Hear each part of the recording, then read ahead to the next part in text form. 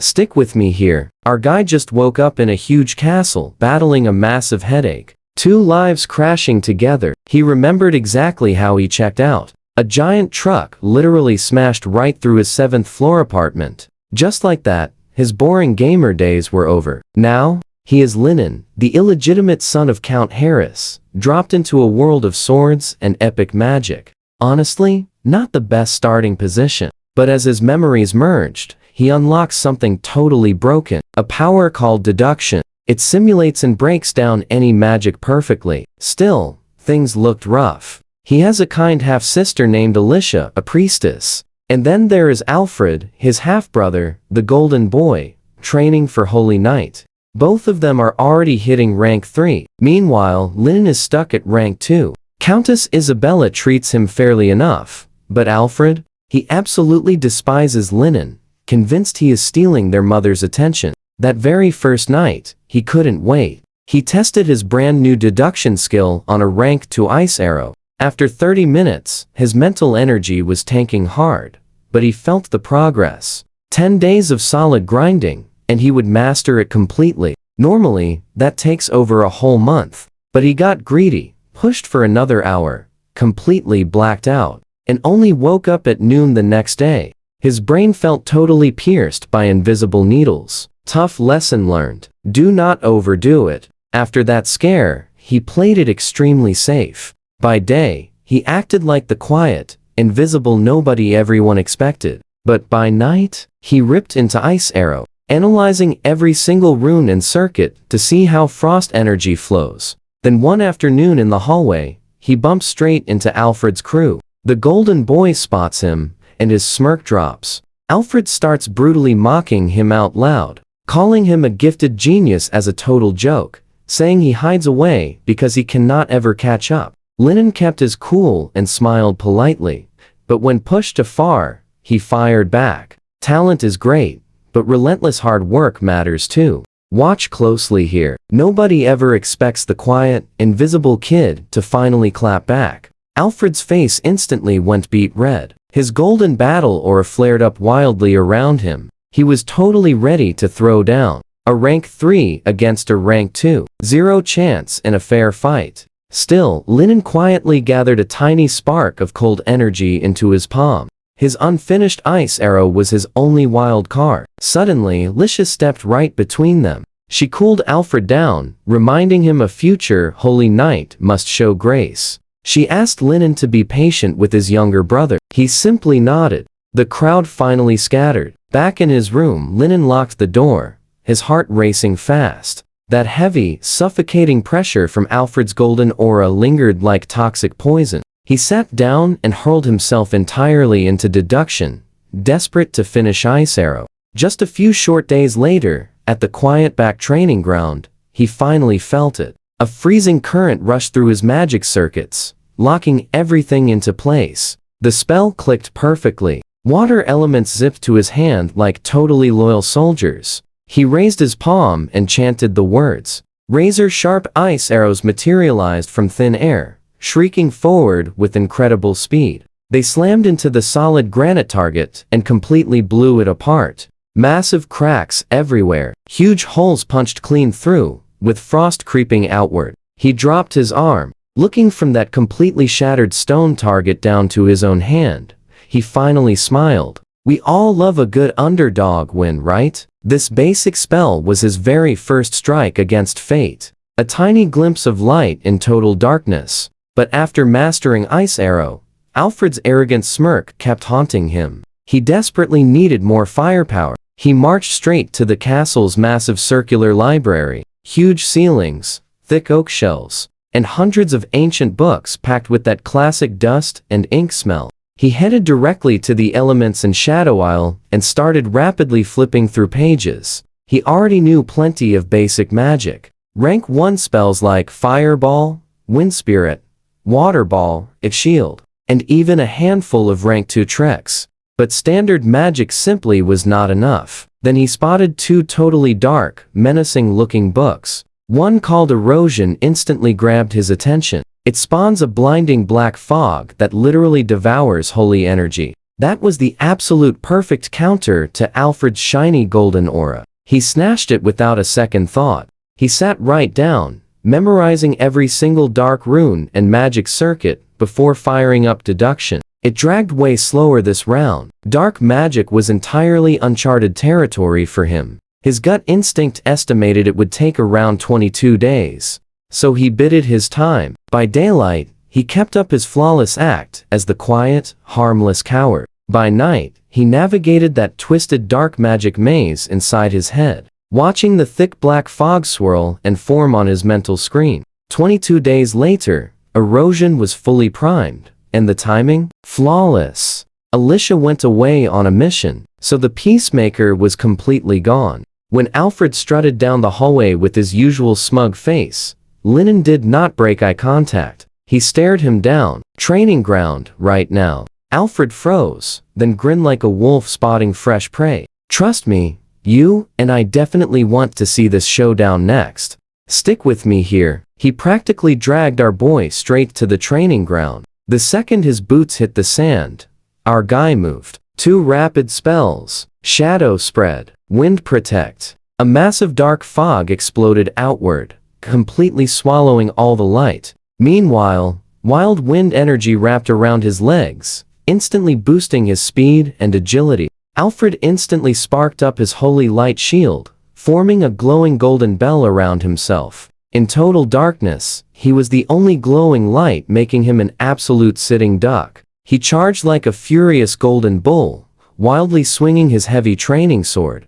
But our boy avoided a direct fight. That would be completely foolish. A mage fighting a knight? Using insane speed, he slipped through the fog like a total ghost, launching water arrows at the shield from every angle. Every single hit slowed Alfred down, draining his stamina. Plus, that dark fog kept eating away at his glowing shield, hissing loudly like cold water hitting a hot iron. Step out here and fight me directly, the frustrated knight screamed. I am a mage fighting a knight. Our boy simply shouted back from the shadows. Use your muscle brain for once. And so, the crazy game continued. Alfred's golden glow started fading fast. He breathed heavily, totally stumbling after a missed strike. Then, our mage fiercely attacked. Don't blink, because this is wild. Hidden vines suddenly burst from the sand, completely locking his ankles tight. He poured absolutely every drop of remaining magic into his fingertips.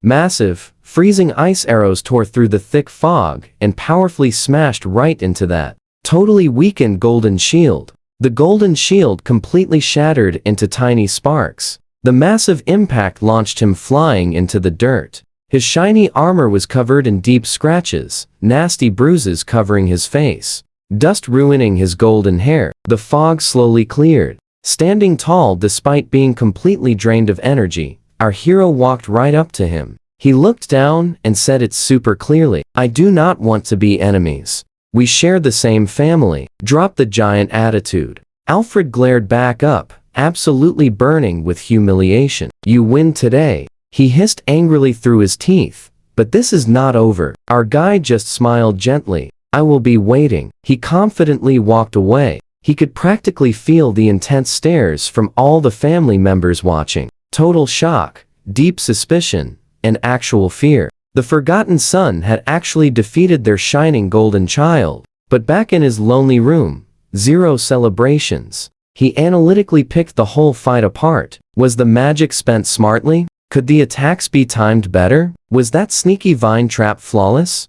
Could those final ice arrows hit even harder? He won through pure surprise and clever tactics, not raw power. There was still a very long journey. Returning to the massive library, he dug much deeper. He skipped basic magic and grabbed heavy books about combining elements. He refused to just stack basic spells. Our boy wanted an epic new creation, something perfectly mixing the smooth flow of water with razor-sharp ice. His brilliant mind just worked endlessly. Intense water currents and sharp ice crystals clashed together in his head, merging, failing, breaking apart. It felt like swimming totally blind, but he never stopped. Finally, an awesome new spell fully formed. Ice Wave. He immediately tested it on the training grounds. Let's pause for a second. The kid gathered way more raw magic than ever before, chanting a totally unique spell rhythm. Spring as the base, frost as the blade, ice wave surge.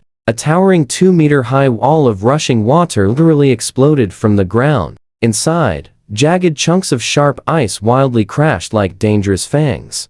The devastating attack fiercely slammed into a heavy steel dummy. That solid dummy just crumpled like thin paper. It twisted into scrap metal and smashed violently deep into the strong stone wall. Sharp ice shards forcefully sprayed absolutely everywhere, completely destroying the ground. Our guy stood there breathing heavily, totally amazed. This raw power was far beyond what normal arrows could ever do alone. A proud smile appeared, but then quickly faded from his face. His fingertips were completely shaking and totally numb from dumping so much pure magic. He quietly stared at those deep craters in the solid stone. He still had personal limits and desperately needed to break past them. The icy, magical glow slowly faded away from his tired hands. Standing by a tall arched window, he stared at the jagged gray mountains surrounding the estate. His sharp mind was focused far ahead. Family inheritance. He silently thought about that heavy word. He understood his father, Rayard Harris, perfectly.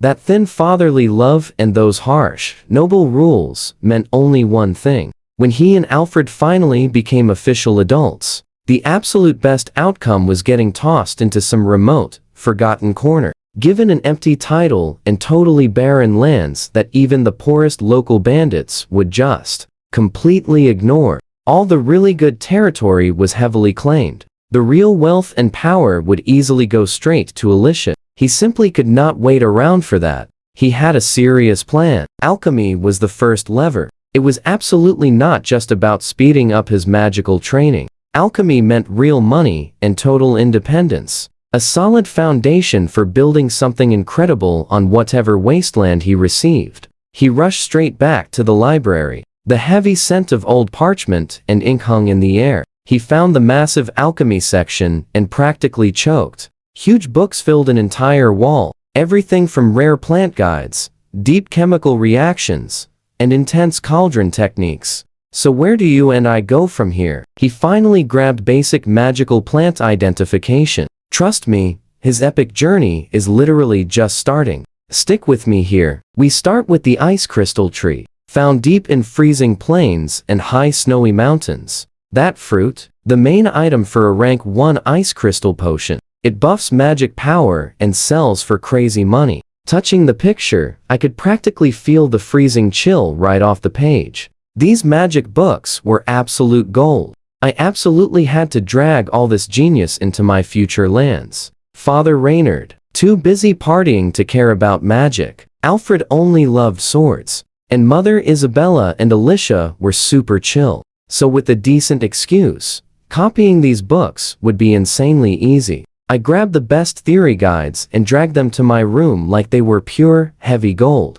For 3 straight days, I locked myself away, using deduction to master crazy plant traits, mixing formulas and insane magic guiding rules. After getting the basics down, figured, why not brew a rank 1 spirit potion myself? Blue mushrooms, black tree branch, dark grass, and spark leaf were just chilling in the storeroom, and the dusty alchemy lab was totally free. Inside the lab, I fired up the cauldron and followed the guide. Blue mushrooms dropped in first, melting into green sludge. Then I slowly dusted and crushed black branch powder, bit by tiny bit. The mix turned dark green, spinning with the weird herbal scent. Finally, I tossed in the dark grass and spark leaf together. Pop! A thick cloud of blue-green smoke blasted upward. The liquid bubbled like crazy and turned a rich, deep blue. Watch closely. I held my breath, staring at the cauldron, pumping in my raw mental energy. 30 minutes later, the smoke faded. Sitting perfectly at the bottom, a shiny pool of clear blue liquid, exactly like the textbook promised. It worked, but did it actually do anything? I needed a test dummy, and one perfect name popped into my head. Alfred. A rank 3 holy knight could easily tank a tiny rank 1 potion, right? No problem. I dumped the brew into a shiny vial, slapped on my friendliest smile, and found Alfred polishing his huge sword. "My dear brother," I smiled with maximum warmth. "Look what your big brother made for you. A rank 1 spirit potion. Awesome for training." Alfred stared at me suspiciously, then eyed the glowing blue liquid. After our last brawl, he was slightly wary, but he sniffed it, smelled nothing bad, and thought, free potion, why not? He tilted his head back and chugged the whole thing down. My heart froze. For a few tense seconds, absolutely nothing happened. Then, his eyes glazed over entirely. He started swaying. A totally goofy grin spread across his face. "Wow, so many shiny golden butterflies," he mumbled, waving his arms crazily to catch invisible bugs. Then he literally stumbled over and bowed to a stone pillar like it was some fancy noble lady. My stomach hit the floor. The blue mushrooms. I definitely processed them wrong, causing these crazy hallucinations.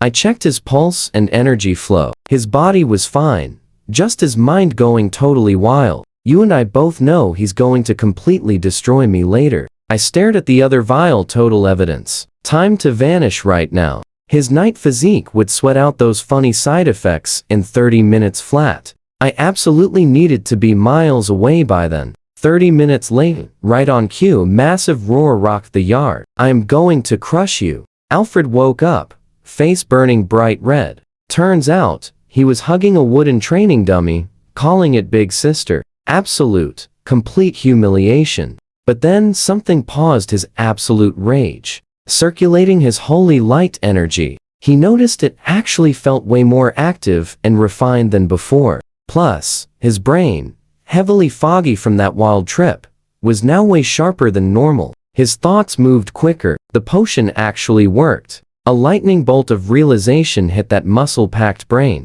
His annoying older brother could actually brew legit items. Payback could wait. Scoring more potions was his top priority. He instantly launched a full-scale manhunt. Cornering every single servant, he demanded my location and literally camped outside my door, listening closely. He even tried squeezing hints from Mother Isabella, who was totally clueless about the drama. For several days, I stayed a complete ghost. And Alfred, now a hardcore potion fanboy, was just scratching his head, ridiculously desperate to track me down. After nearly a month of hardcore alchemy study and endless deduction, what I always expected finally happened. My dad, Count Reynard, absolutely eager to kick his sons out, handed both me and Alfred the title of Baron and immediately shipped us off. My new land was Maple Ridge, sitting right at the absolute edge of Ural. The second it became official, I jumped straight into prep mode. Top priority? The library. I desperately needed copies of every single book inside that massive, round study hall. But when I actually started digging through everything, magic theory, deep potion recipes, ancient history, and crazy combat guides, I realized how absolutely huge the job was. It took me and a few loyal servants to full weeks of grinding day and night, just to pack it up. So what's our final tally? 27 massive carts just for my knowledge treasure, leaving me practically broke, but absolutely ready. 3,000 gold coins, literally nothing else useful. His dad did send a 10-man knight squad as an escort, led by a rank 2 knight named Calvin, with 9 rank 1 rookies. I guess that was his very last act of fatherly kindness. Come with me, we are about to see if he even survives this wild exile trip. The day they left, our guy climbed into the main carriage. He watched out the window as those heavy wheels rolled over the cobblestones. The massive Harris Castle slowly faded into the distance. That freezing, enormous place where he spent 16 years. A really mixed, complicated feeling hit him. Total relief, some sadness, plus the heavy weight of the unknown. He turned away, never looking back. The first days felt peaceful. Endless green hills, wide grasslands, clear streams. The knight stayed totally alert. Meanwhile, he sat reading his alchemy books in the bumpy carriage, cramming knowledge before arriving. Then they entered a narrow valley, and everything changed. Watch closely. This is where things turn into pure chaos for us. Dozens of shadowy figures poured out from the trees, totally blocking the front and back. Enemy attack formation. Calvin's loud voice thundered out. Instantly, The knights drew their swords, forming a tight defensive ring round the carriage. Our hero dropped his book and threw the door open. Over 70 bandits in ragged clothes, holding real gleaming weapons. Total hunger in their vicious eyes. The leader, a massive brute with a huge beard, holding a heavy cleaver. "This is my road," the giant guy bellowed out loud. "Leave the cash and carts if you want to walk away." Calvin rode right to the front, armor shining, voice icy cold. "This is a harassed family convoy. Back off or face the end." The leader paused, then burst out laughing. "Earl or not, on my turf, even a dragon bows down. Get them, boys." They charged like a tidal wave, some even sparked with real battle aura. Not your basic thugs. Calvin met them head on. His sword became a silver blur, striking hard. He sliced right through their heavy charge like a hot knife. The 9 knights followed, forming a solid wall of steel and shields, holding the line with every clash and roar. Our hero didn't hesitate at all. Wind protect. He cast Wind Spirit for pure speed. Ice arrow. Targeting a bandit sneaking around the flank, his arrows hit their mark perfectly. The guy froze completely solid on the spot, covered in frost. Fireball. A blazing orange sphere slammed right into a chain hammer bandit. The massive explosion swallowed him whole, leaving behind nothing but a totally charred spot. Water arrow. A fast stream of piercing shots immediately knocked several huge bandits off their feet. Entangle. Thick vines ripped right through the dirt, totally locking down an entire group. His magic spells shifted the battle's balance super fast. You and I both know this was not a normal fight. Over half just vanished. Seeing it was basically over, the bearded leader faked a heavy swing at Calvin to make space. He screamed for retreat. The survivors scrambled into the forest, vanishing. Calvin rode right back to him, armor marked from the heavy fight, breathing totally steady. "Baron, are you alright?" He shook his head slightly, looking completely pale from using way too much magic. "I am fine, thanks to you and your men." He stared toward where they fled. Way too strong to be just common thieves. Some had real battle aura. There is definitely a bigger secret behind this ambush. Calvin nodded gravely. "Totally agreed. We should move fast." After that, the mood felt incredibly heavy. The knights watched every single shadow like hawks. He sat inside the carriage with his alchemy book resting open. But he seriously could not even focus. The harsh world bared its fangs the second he left his family's shield. He wanted real power more than ever now. The remaining trip felt totally endless. Finally, the distant mountains came right into view, covered in a brilliant, fiery red blaze. Calvin called out from the window, "Baron, we have finally arrived." Maple Ridge. He opened the window and stared outside. It was deep autumn. Mountains totally covered in maple trees. A red so intense it looked like bright crimson paint splashed everywhere, or wild flames frozen perfectly in place. Absolutely breathtaking. But that beauty didn't last. Once they entered Maple Ridge, harsh reality hit hard. The roads were super muddy and full of holes. The villages they passed looked completely miserable. Tiny, crumbling houses with flaking walls. Thin crops barely surviving in the terrible soil.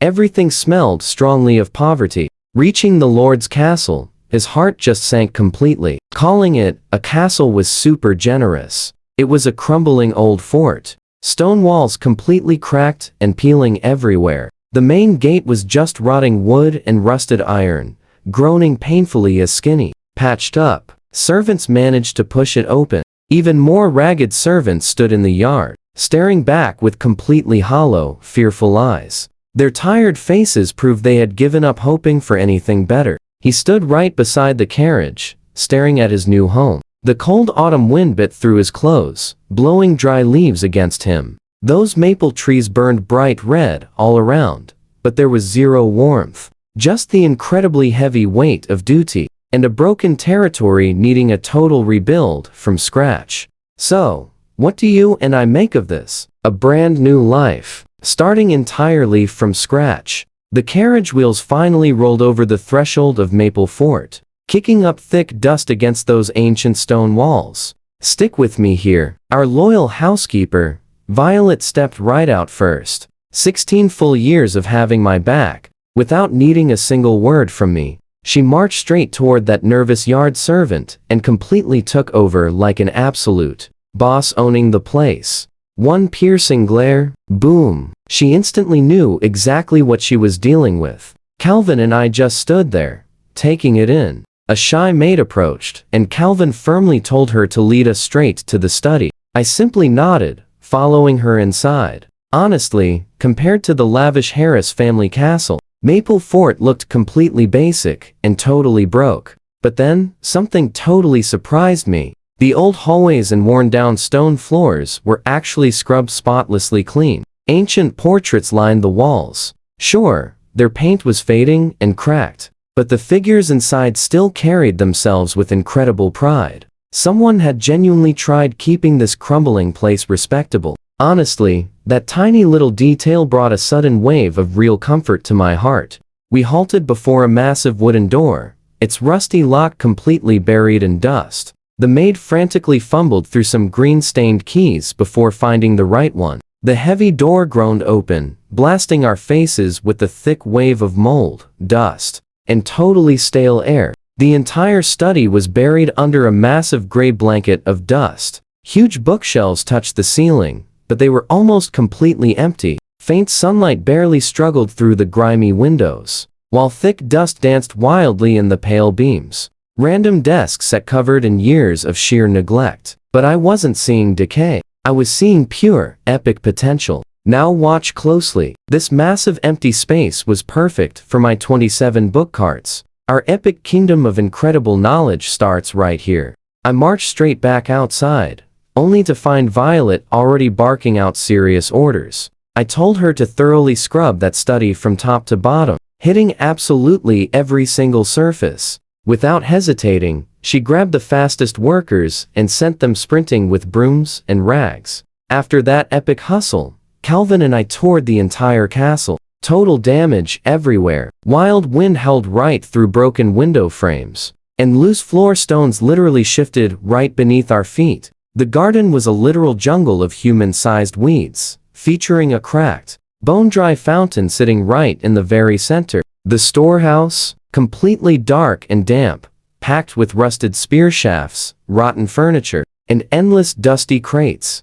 I cracked one wide open, barely recognizable rusty chest armor. The previous lord had totally given up on this whole place ages ago. By the tour's end, the picture was crystal clear. Absolutely everything needed fixing. But first things first, settle down, then form a master plan. Dinner happened in the massive great hall. Violet arranged a super simple table using whatever little supplies we actually had left. Rough bread packed with a genuine wheat smell, alongside a tiny stew pot made of root veggies and a little salted meat. It was piping hot, its steam fighting off the hall's freezing emptiness. Calvin, Violet, and I sat together, our loud voices echoing straight off the ancient stone walls. Calvin, I suddenly asked, tearing off a chunk of warm bread, "What are your real thoughts on our defense?" He dropped his spoon, face completely deadpan. "It is bad, Baron. Those walls have massive cracks,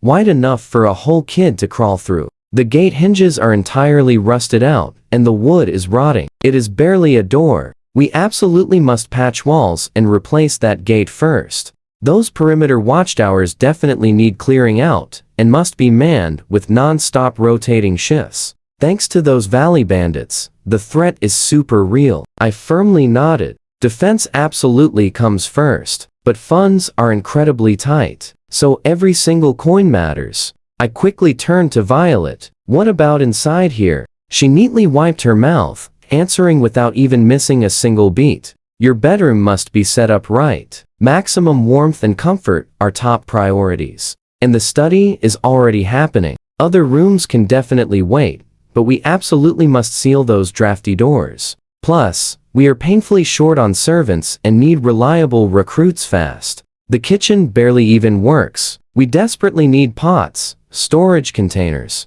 and those jammed water pipes completely fixed. You see it too, right?" I carefully weighed their crucial advice, plotting our very first epic move. A rough but brilliant plan started taking real shape. After dinner, A nervous maid guided me straight toward my bedroom using a dimly glowing oil lamp. The room felt super cold and empty. A massive 4-poster bed sat right in the center, wrapped in clean, but totally stiff blankets. Worn linen curtains weakly drifted in the chilly night breeze. Pushing the window wide open, an incredibly fresh rush of cool, grassy woodland air instantly filled my entire room. I quietly stared out at the dark sky, totally dotted with faint stars above the silent, beautiful outline of Maple Ridge. My very first night in Maple Fort, strange, totally bare, and packed with insane challenges. Evolving this ruin into a real fortress would be one brutal journey. But honestly, zero fear. For the very first time,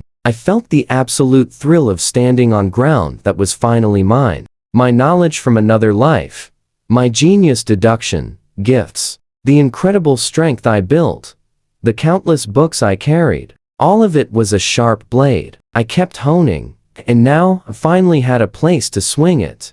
Over the next few days, the castle slowly awakened like a massive sleeping giant. That dusty study got scrubbed entirely clean until every window brilliantly gleamed. So what do you and I make of this? Violet perfectly shelved 27 book carts, finally turning this epic room into a literal knowledge fortress.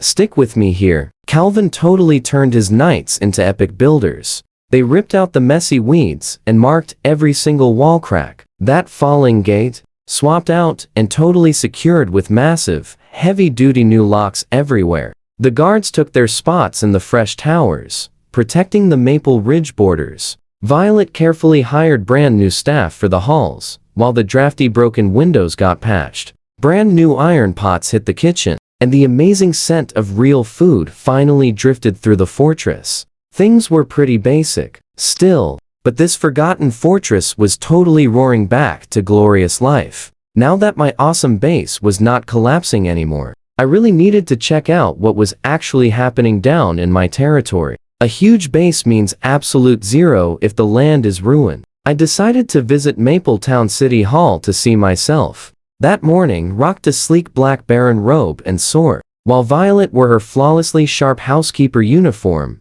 looking totally professional. Calvin and his 9 awesome knights stood guard in shiny armor as we hopped into the carriage. The ride was incredibly short, but looking out that window completely crushed my spirit today. Those massive fields on both sides should have been super bright green and totally thriving. Instead, the sad crops looked totally miserable. The dirt felt completely drained before Mapletown suddenly popped into view. Just rough stone and wood buildings sitting everywhere. The streets felt empty, with villagers giving us totally blank and bored stares. Violet led us straight to City Hall. It was a huge 2-story building with faded stone walls and a totally blurry crest above the entrance. Inside, the entire place just smelled like ancient paper and dust. A few lazy workers in dull outfits were barely organizing massive piles of paperwork. Violet marched right up and confidently asked to see the former town mayor immediately.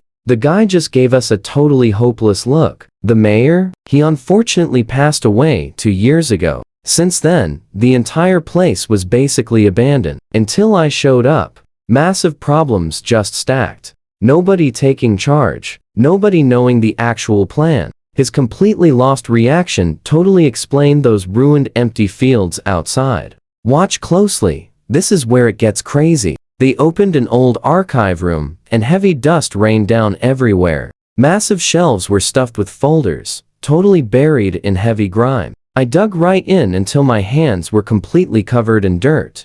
I grabbed a super old population record book inside. It read 12,834, but was 7 or 8 years old. I sighed heavily. Even simple population data was somehow totally falling that far behind today. The failure was massive. The deeper I read, the absolute worse it got. Monster attacks happened every single year. Goblins and kobolds, weak but nasty creatures that raided constantly and terrified the poor villagers.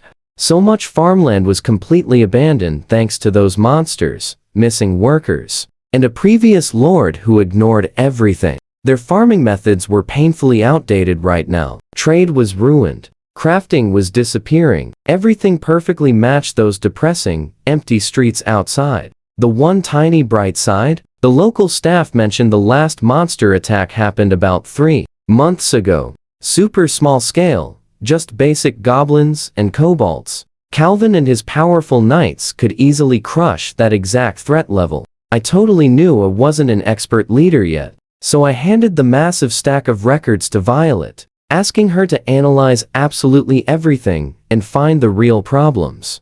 I need a perfectly clear report on this whole territory. Let's be real, she's the absolute best. She calmly took the files, promising to handle it. That confident look was exactly what I needed. After that, I strolled through town with my awesome knight escorts. Most shops were completely shut down with rusted heavy locks everywhere. The tiny few still open had 0 customers today. Shopkeepers leaned on doorways, staring blankly. We boldly stepped right into a blacksmith forge. The intense forge was burning super hot, while a huge guy hammered a totally glowing iron piece. He paused, seeing me, wiping his face on a dirty apron before speaking in a super exhausted voice. My baron, the business is completely terrible. Nasty monsters attack constantly. People can barely survive right now, less buy shiny tools or upgrade weapons. The farming fields are totally gone. Nobody has any cash. Some basic tools set totally untouched by his anvil. I nodded silently. Monsters and ruined crops. These 2 problems were totally draining this town. Next, we hit the only tavern. Dark inside, smelling of cheap drinks and sweat. A tiny handful of regulars sat in the corners, holding cloudy drinks and constantly complaining. I sat totally out of the way, just listening. The broken watermill axle had been completely ignored for half a year without any fixes. They cannot even grind wheat. Tax collectors? Without a mayor, nobody bothers. But the rough roads keep getting worse every day. Your bones literally rattled just hauling a cart. I heard Blackstone Valley got a new plow, and their awesome harvest improved. When is it our turn? Broken roads, ruined buildings, 0 info, and outdated tech. So what do you and I make of this mess? By sunset, I finally headed back to the castle, carrying a heavy heart and insane problems. Let's dive into this wild story together. Maple Ridge was a complete disaster, but that just fueled my drive even more. Later that night, Violet, Calvin, and I gathered around a dusty table, the flickering candles setting a serious mood. Violet went straight to business. Her sharp voice cut right through the chaos, laying out the harsh reality. She warned that we faced 4 massive crises. First, 0 order. Our entire governing system was completely wiped out. No officials, no rules at all. We had to rebuild from scratch. Second, those terrifying monsters. Constant beast attacks were blocking any chance of recovery. We desperately needed some heavy-duty defenses. Third, total economic ruin. Abandoned fields, outdated farming tools, and basically 0 harvest. The very foundation of our home was crumbling. Fourth, absolutely ruined infrastructure. The roads were so shattered that traveling inside our borders or trading outside was literally impossible. Calvin chimed in next with blunt military focus. To handle the beasts, he demanded, we build watchtower posts at the castle, Maple Town, and the main mountain passes. His knights would lead regular patrols, while we train local teams in basic combat to create a fast strike team. Plus, we had to contact nearby lands for intel and quick trades. Specifically, hunting down heavy gear for our defenses. Now watch this closely, because this exact moment is where our epic comeback truly begins. Violet, you own the rebuild. Hire loyal people, and make absolutely sure every job is clear. Taxes, security, farming, and building. Write crystal clear rules for everyone. That is our foundation. Everything relies on that. Calvin, secure the borders. Build posts, train forces, sort the armory, and contact the neighboring lands. We must withstand anything. Then, I jumped to my feet and slammed the table. Fixing these fields and boosting our crops is the only way. I will personally upgrade the gear and farming styles. This ruined dirt must thrive again. The knights quickly settled in.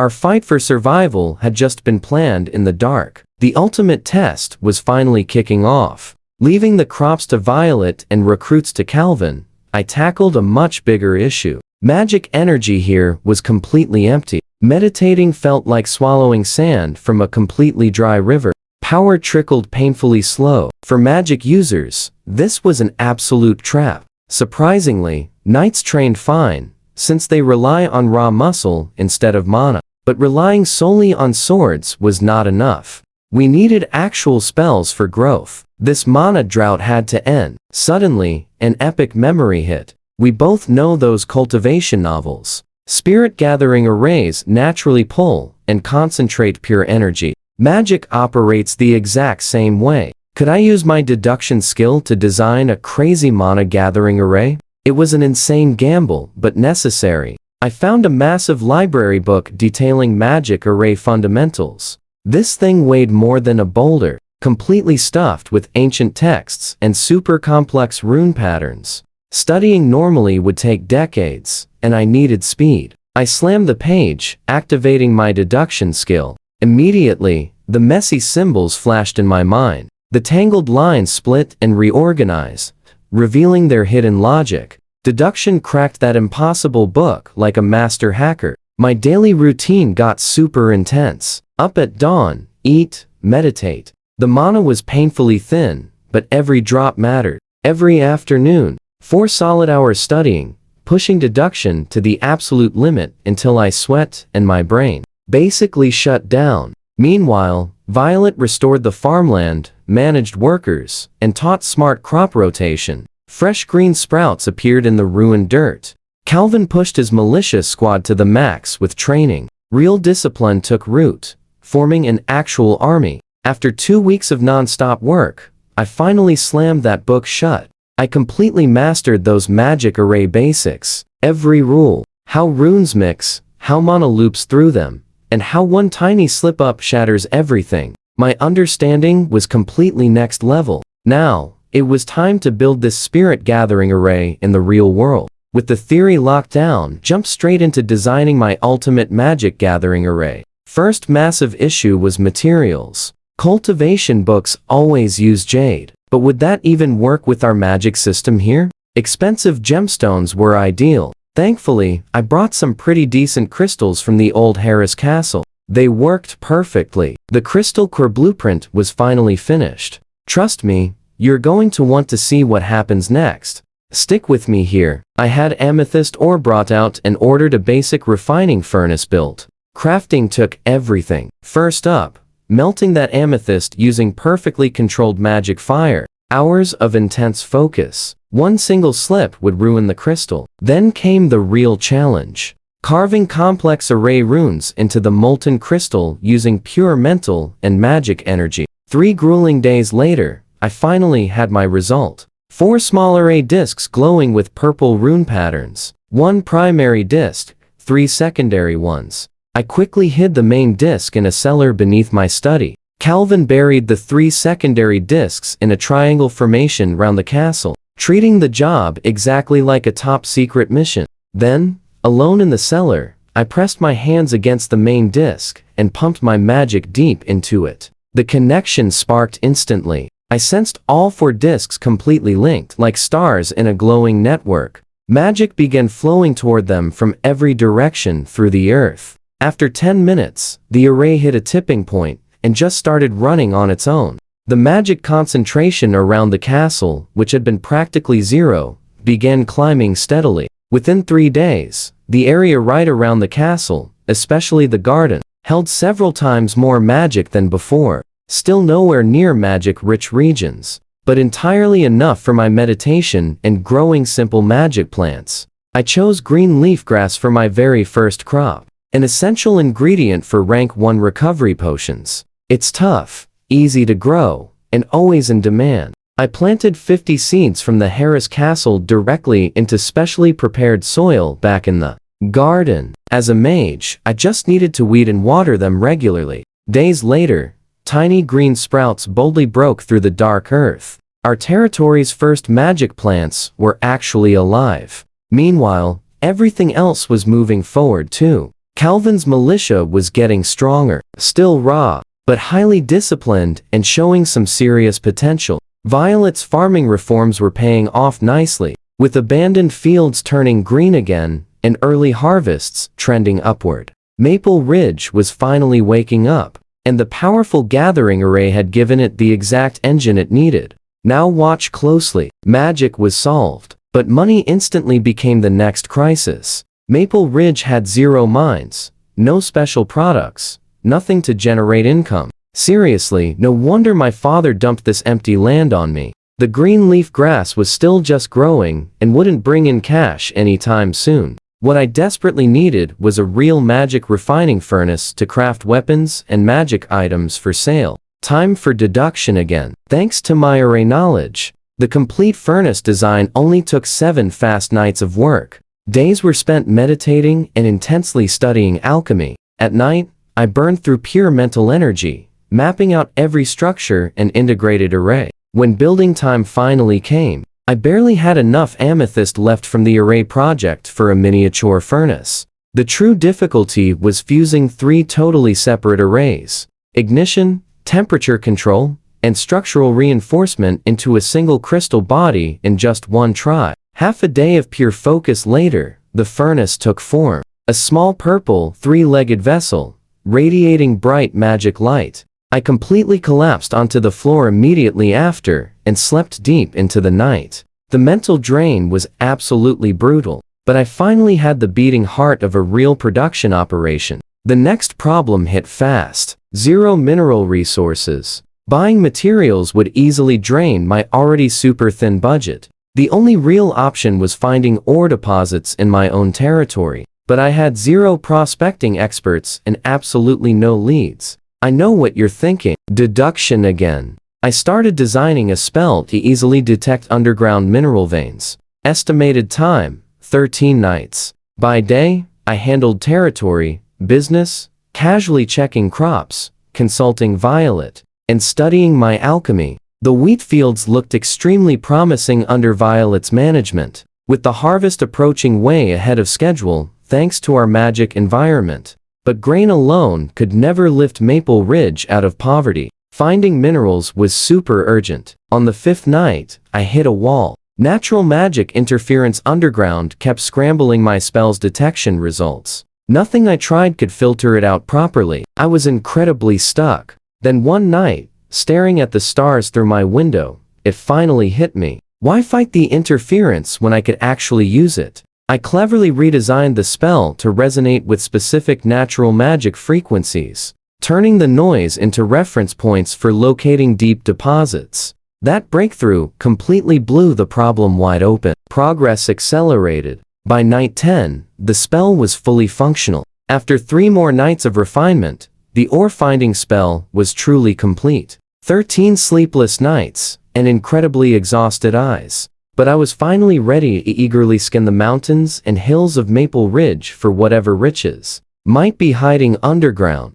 Meanwhile, Calvin's militia had shaped up into a highly disciplined force, and Violet's farming improvements were producing truly visible results across our fields. The territory was confidently moving forward on every front. The morning after completing the ore-finding spell, I tested it in the castle yard. The results absolutely blew me away. With rank 2 magic, I cast it over 20 times, detecting 100 surface meters and 30 underground. Trust me, you and I are about to witness true greatness. Come along with me. Calvin and I headed straight into those miserable rocky hills. Nasty bugs, tall grass, slithering surprises everywhere. Mages aren't built for endless hiking, right? I was completely exhausted by sunset, and my scanning spell found absolutely nothing out there. Covered in itchy bug bites, we returned totally empty-handed. Day 2, we pushed west. Outside Maple Town, we hit a creepy ancient forest. Massive trees blocked the sunlight, toxic mist hung heavy, and the ground crawled with scary bugs. Absolute nightmare zone. But suddenly, my magic pulsed wildly. I smashed through those thick vines and finally found it. Huge green and yellow copper deposits stacked on a cliff. Even more treasure hid deep inside the rocks. The only problem? 2 kilometers of awful forest separated us from town. Mining out here would be insanely hard and super pricey. I almost got eaten alive by giant mosquitoes. Time to retreat. Day 3. We marched east and then south. Just 3 kilometers east, under a big hill, my magic detected iron ore buried 25 meters down. Honestly impossible to locate without a spell. Marching south toward the ocean, I stumbled on jade scattered right near the surface. Finding jade was totally massive. Could this shiny green stone actually conduct mana? Now, I'd finally do my own epic experiments and test it. Now pay attention. Here, 12 kilometers south in a spooky sea cave, I hit the ultimate prize. Rank 2 sea blue crystal, a magical material seriously outperforming basic amethyst. Massive beautiful crystals glittered everywhere. I sprinted straight to the castle, washed up fast, and summoned Violet right away. When I listed off copper, iron, beautiful jade, and sea blue crystals, her calm mask totally shattered. She called it a wonderful gift to change our destiny. She was totally right. I ordered mining operations to start instantly. Jade samples got top priority for my magic tests, while the sea blue crystals were marked as top earners. Violet became an amazing mining boss overnight, hiring eager workers, organizing tools, drawing transport maps, and building storage. Calvin's duties got way harder. Fancy minds attract bad guys. So, he wildly ramped up militia training, expanded their patrols, and built strong guard posts everywhere. Meanwhile, Violet happily reported, the golden wheat ripened while I was out exploring. The big harvest had already officially started. Staring out my window at those beautiful golden fields, and imagining the immense treasure below us.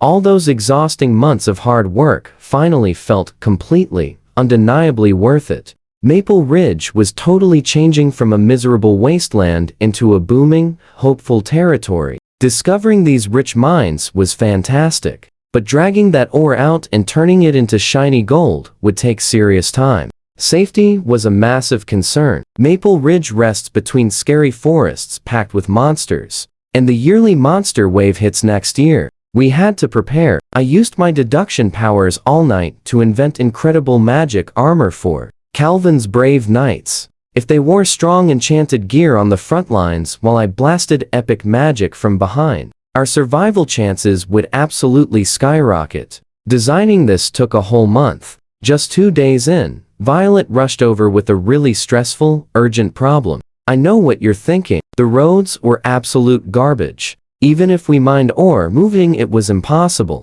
I actually remembered cement from my previous life, but we had 0 limestone around. So, I picked the easiest solution. Simple stone roads using all the loose rocks nearby. I commanded them to build 3 main routes connecting the copper, the iron, and those beautiful southern jade and crystal mines. Next up, I sketched plans for a brick kiln from memory. I literally learned this from random survival videos back on Earth. The basic design was incredibly simple. Dig a big pit, build stone and clay walls, shape a nice dome with a smoke hole and seal it tightly. I handed these neat blueprints to Calvin, since Violet was insanely overworked already. I chose tough blue bricks over red. Way harder, incredibly durable, and absolutely perfect for paving roads and laying solid foundations. But I couldn't waste precious time acting like a builder. Honestly, my magic talent was pretty average. So every single spare hour went into meditation,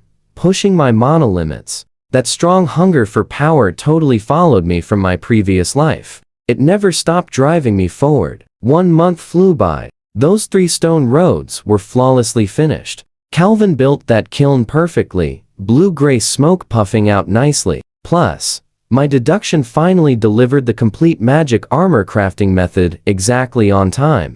Everything was completely ready. We just needed that sweet ore. Meanwhile, Super Boss Violet recruited, trained, and equipped our eager miners with awesome work camps. My special green leaf grass grew beautifully under the magic arrays. I actually assigned my cheerful maids to track its amazing growth every day. Calvin's wild militia transformed into a fiercely disciplined army because he never once stopped training. With fresh blue bricks steadily rolling out, my next goals were clear. Pave the town's roads, build epic ore processing workshops, expand storage facilities, and prepare for a massive flood of raw materials. And quietly beneath it all, my magic power just kept expanding from my daily meditation. Trust me, we're growing steady like those hidden mineral veins. Stick with me. When those sea blue crystals and jade finally hit the castle, he got to work. Purifying that raw crystal took half a day of non-stop magic fire. Exhausting, but super simple. He pulled just enough pure crystal for exactly one epic armor set.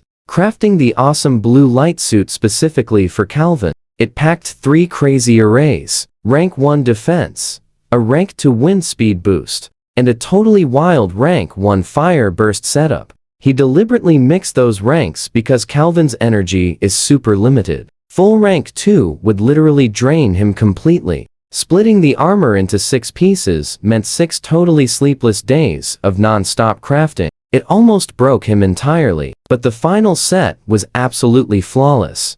Next up, he tested the jade. It purified incredibly fast, taking under 30 minutes. Pushing magic into that white jade revealed some truly epic rank 1 magic conductivity. Talk about a massive, absolute game changer for him. This meant he could actually use jade to mass-produce armor for all 9 knights. Thanks to his earlier experience, each jade set took just 3 days. A month later, 10 complete sets were ready, 1 blue and 9 pure white. Calvin and Victor were totally speechless seeing the lineup. Magic armor was something they only ever heard about in legends or saw on elite noble guards. They suited up outside and watch closely here. Calvin in that blue light armor looked absolutely terrifying. With the wind array activated, he cleared 100 meters in under 2 seconds. Triple speed. Victor couldn't even leave a single scratch on that armor with the full power sword strike.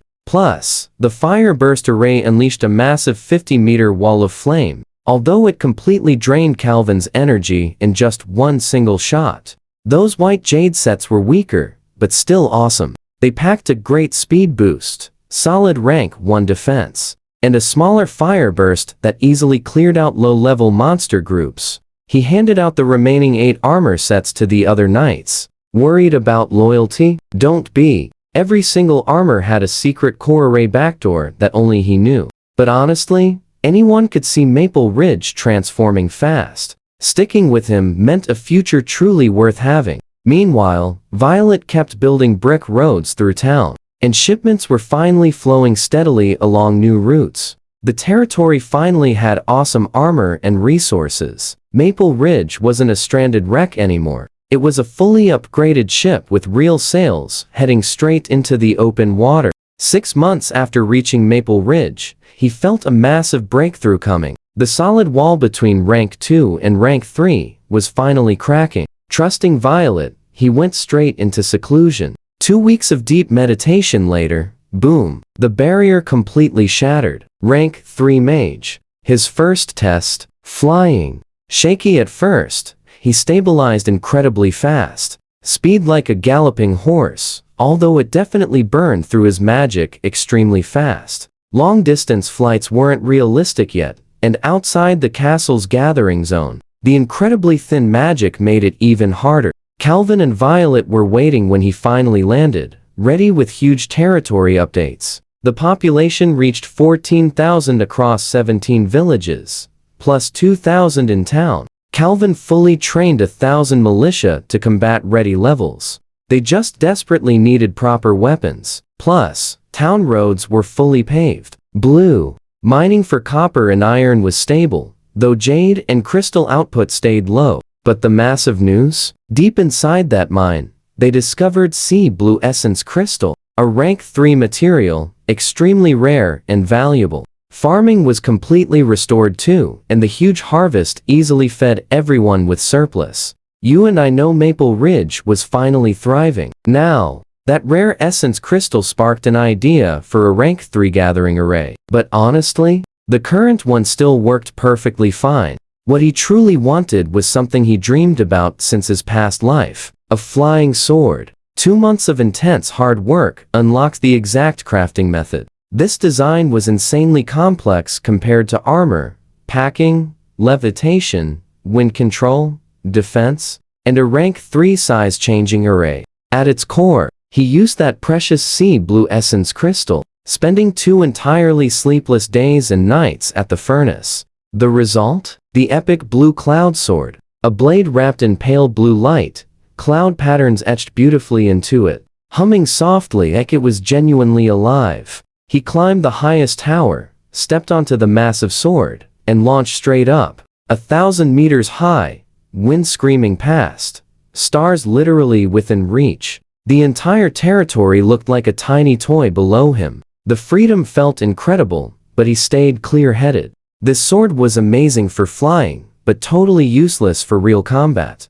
Rank 3 made him the absolute strongest guy in Maple Ridge, but in a wider world, full of powerful nobles and higher-ranked fighters, he was still incredibly small, a really long way left to climb. With the militia trained, they needed weapons. Luckily, their iron mine supplied enough for spear tips and short swords. So he had the blacksmith forge those immediately. 1,000 armor sets? Out of the question. Way too expensive and incredibly time-consuming. So what's next for us? A rank 3 attack spell. Let's dive in. Fire magic sounded epic, but living near a huge, primeval forest made that incredibly reckless. A wildfire would absolutely enrage whatever terrifying monsters lurked deep inside. So I picked Blizzard. 3 months of nightly deduction, while handling my territory business every day. Nearly a year later, I finally rode around to check out my actual territory. The old muddy paths were now totally solid gravel roads.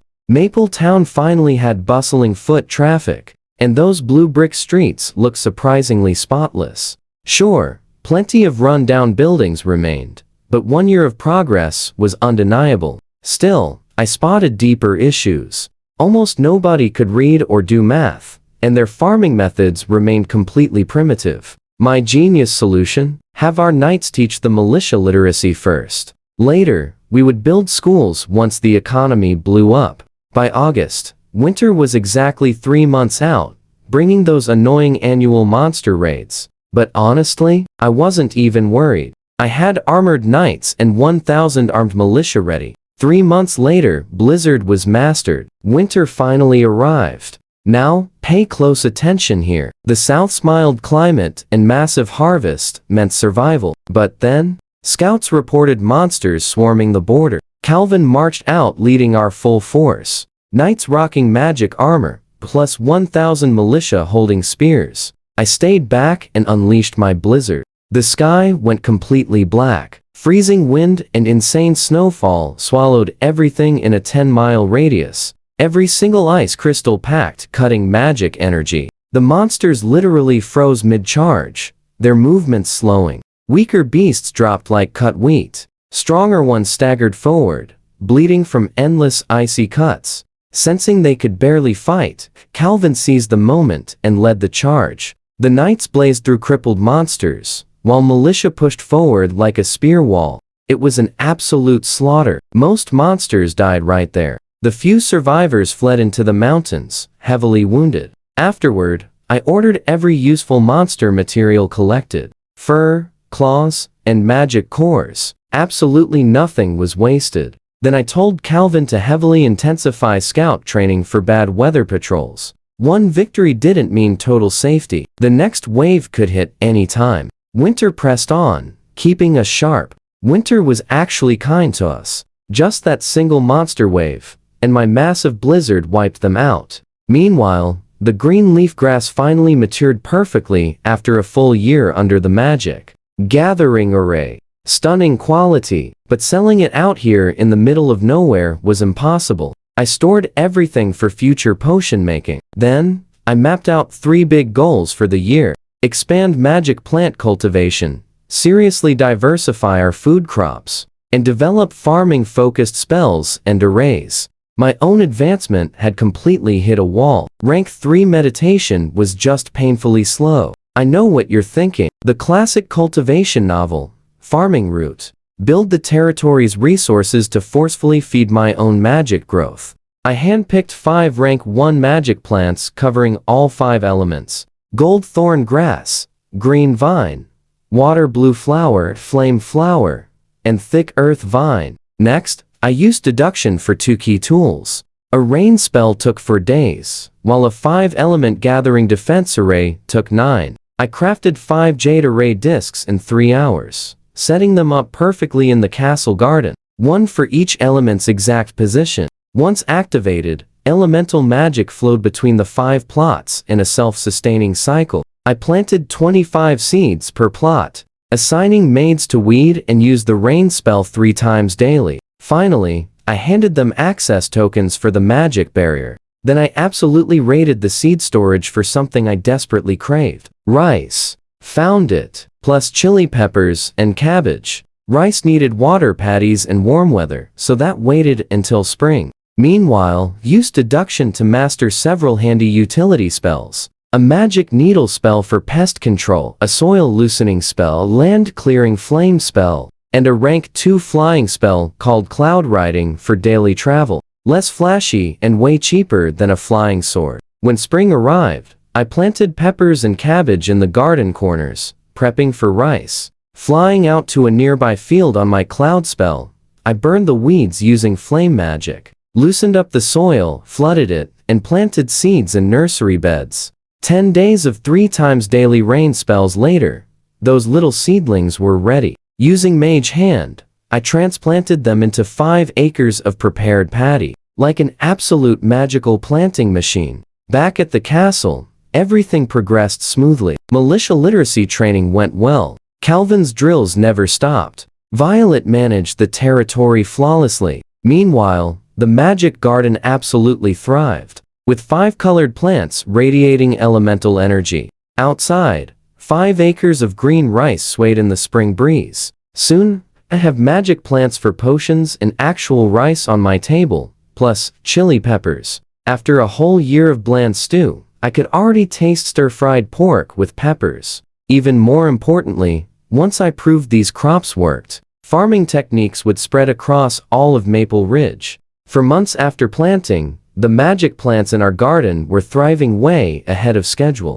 Thanks to that array, everything matured early. Stick with me, because our journey is just getting started. The rice fields outside bloomed into a lush sea of green. Everything flowed perfectly. Then, pure genius struck him. He had heaps of white jade sitting around. What if he carved simple farming spells, earth loosening, gentle rain, and fire weeding into jade pieces using storage arrays? They could automatically recharge themselves in magic-rich zones. Stick with me, anyone can use these tokens. 1 month of intense deduction unlocked the method. He crafted 3 test pieces within an hour. Every single charm could cast magic 3 times across 1 acre, then recharge near the castle gathering array. The actual field testing results absolutely blew his mind.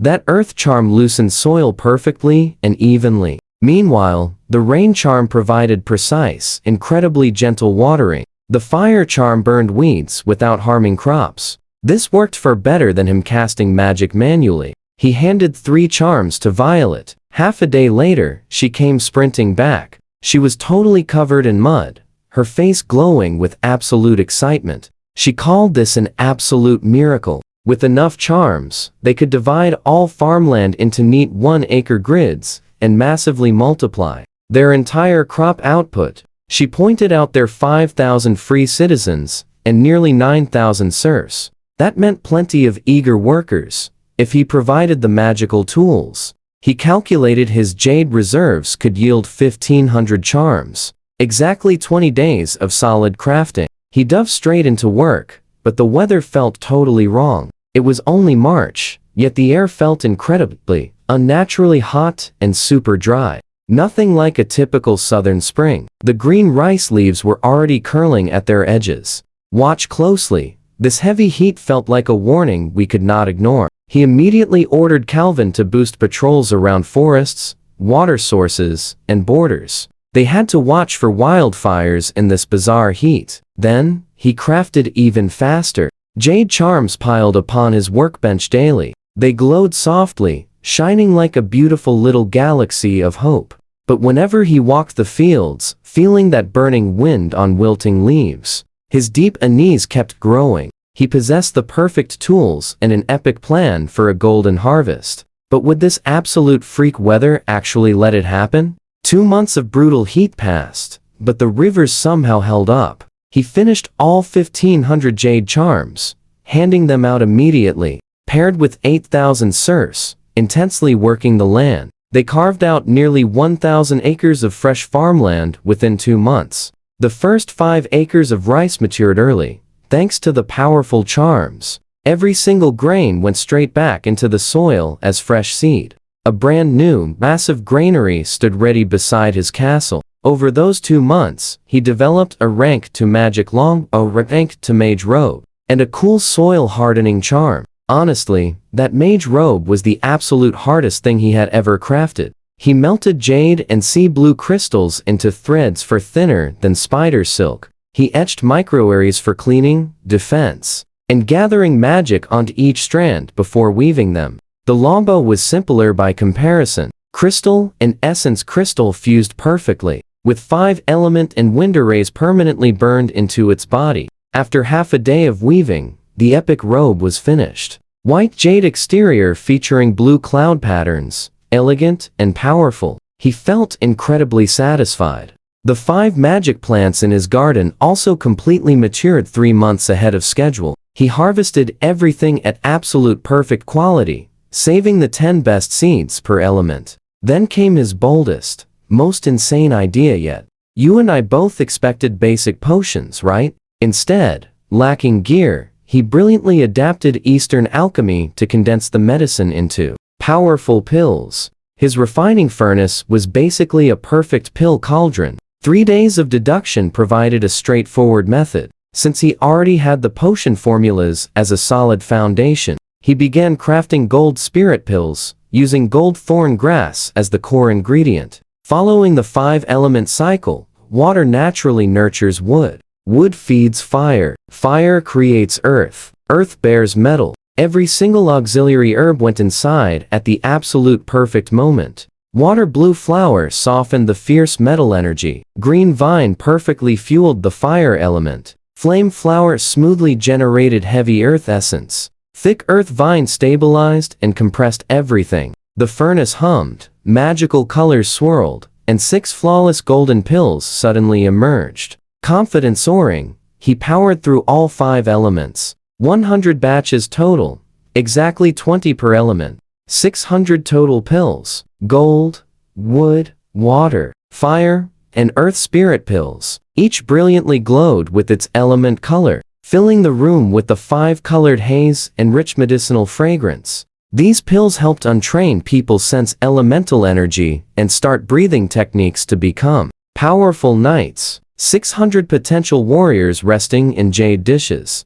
Outside, the abnormal heat wave continued, baking the entire sky an unhealthy red. But inside his workshop, surrounded by shimmering pills and their mingled aura, he felt like he had struck a massive water well in a desert. These pills opened doors for folks who never imagined having power. 600 pills meant 60 potential new knights. 10 pills per person completes the basic elemental awakening. He handed Calvin the full stock, ordering him to pick 60 strong, deeply loyal militiamen. Forget talent. You and I only need heart and endurance. Stick with me. We are watching him match every guy's breathing technique to the perfect elemental pill, pushing them through wild transformations before the next monster season. Calvin dropped to his knees, swearing to deliver. The absolute fire in his eyes, unreal. He knew, this changes everything for Maple Ridge. But the real crisis was magic supply.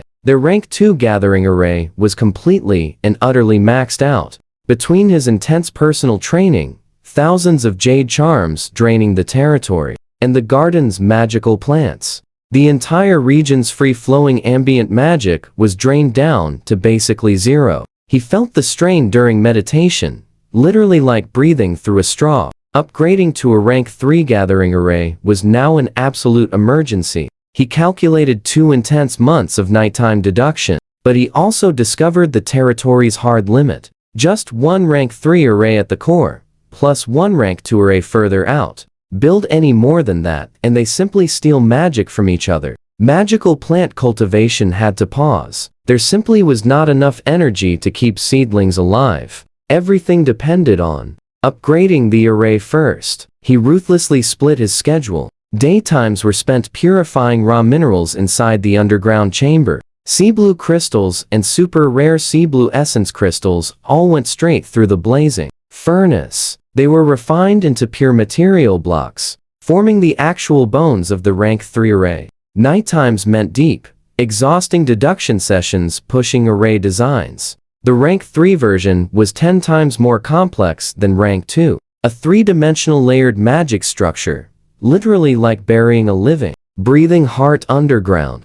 Constant, frustrating failures. One miscalculated energy node, and the entire mental model would completely shatter. Meanwhile, the abnormally brutal heat wave continued. August arrived, and the crazy temperatures refused to drop. Monster raids were only 2 months away, but this year, he planned on letting Calvin's trained forces handle everything. The 10 armored knights, the growing militia, and soon, 60 brand new rank 1 knights from the pill program. Watch closely. Those 60 men were facing absolute hell. Calvin had them training behind high walls, swallowing pills, mastering breathing techniques, and screaming through the pure agony of their bodies being remade from the inside. Sweat evaporated instantly in the blazing heat, leaving white salt stains on their clothes. Curiosity in their eyes was completely replaced by pain, grit, and raw hunger for power. The whole territory felt exactly like a giant furnace.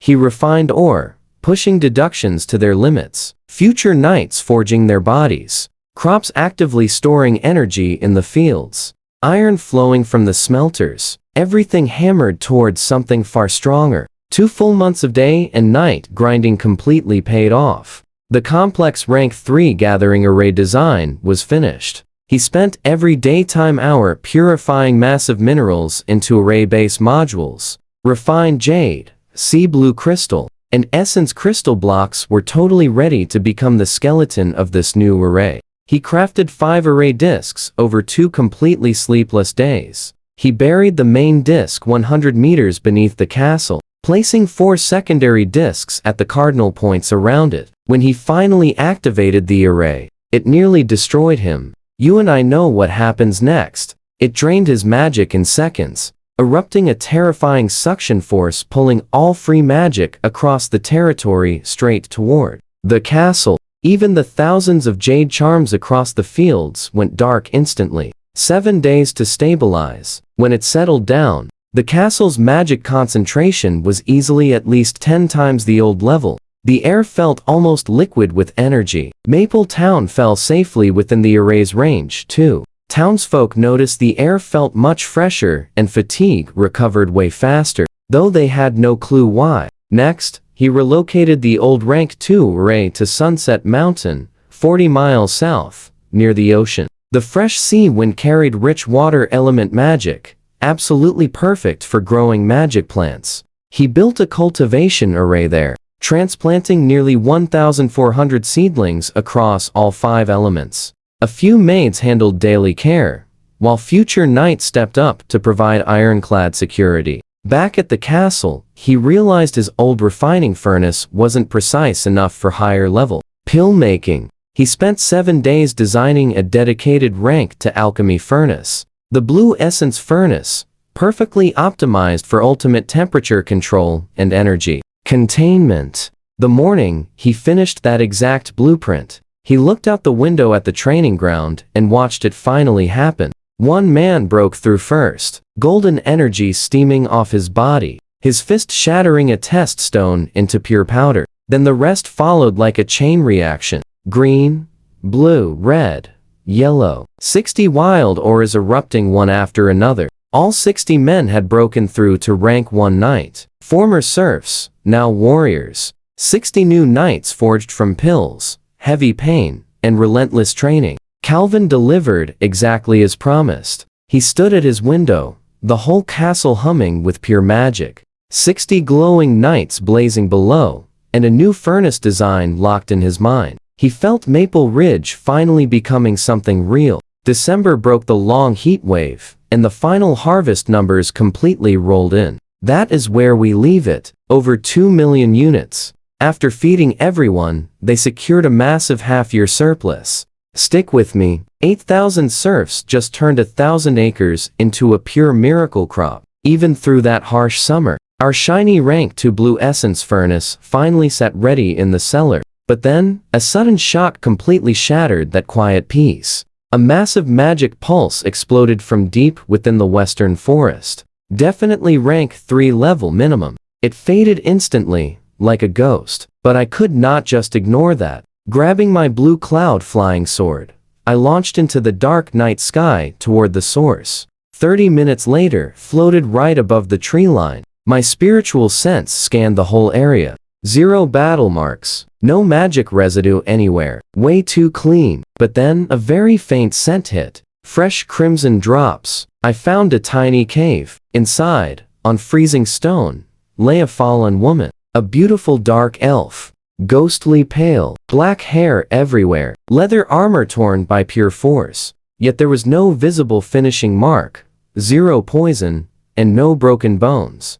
Pushing deeper with my spiritual energy, the true shock hit me hard. Her mind was entirely empty. Now pay close attention. Not just gone, completely erased. 0 soul fragments. Something wiped out her entire spiritual existence in one single instant. Only intensely powerful spirit magic targeting the soul directly could pull off something like that. This attacker was brutally precise and left absolutely 0 clues behind. I froze her form inside an ice coffin, hurried back to the castle, and locked it in a protected cold room. Back inside my study, immediately searched my vast library for dark elf lore. Nothing really useful, mostly just old prejudices labeling them as shady underground traders. But mixing my past life, fantasy knowledge with these hard clues. My best theory was that the surface elves actually hunted this girl down. Their extreme mastery over spirit and nature magic fit the attack style flawlessly.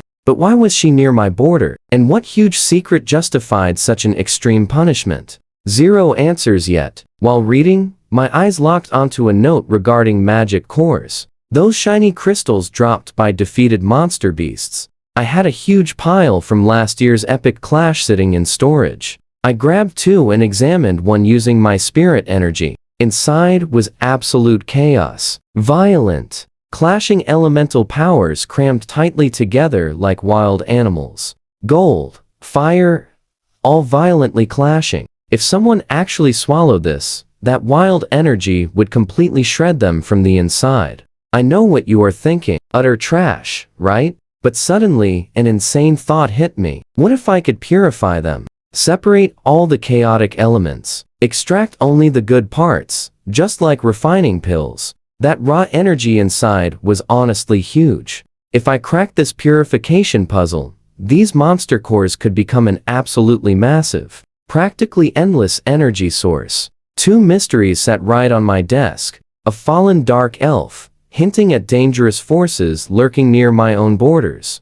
Plus, a junk magic core that could spark Maple Ridge's greatest leap forward. Honestly, this cold winter just got a whole lot more exciting. I shelved that core idea for now. The specific magic plants needed for my purification tests wouldn't mature until August. Instead, my rank 3 defense array completely consumed all my deduction time. Meanwhile, things outside moved fast. Calvin had 60 fresh rank 1 knights standing ready, and all 900 militia men conquered basic reading. The granary overflowed with over 2 million jin of crop grain. Winter hit hard, completely halting the farming. So, I ordered all 8,000 serfs into reading classes. Those trained militia guards would teach them in shifts. Their reaction genuinely shocked me. At first, these serfs felt confused and terrified. Reading was strictly for nobles and knights. But once they saw their own neighbors and family standing tall in militia uniforms, writing on chalkboards, everything clicked.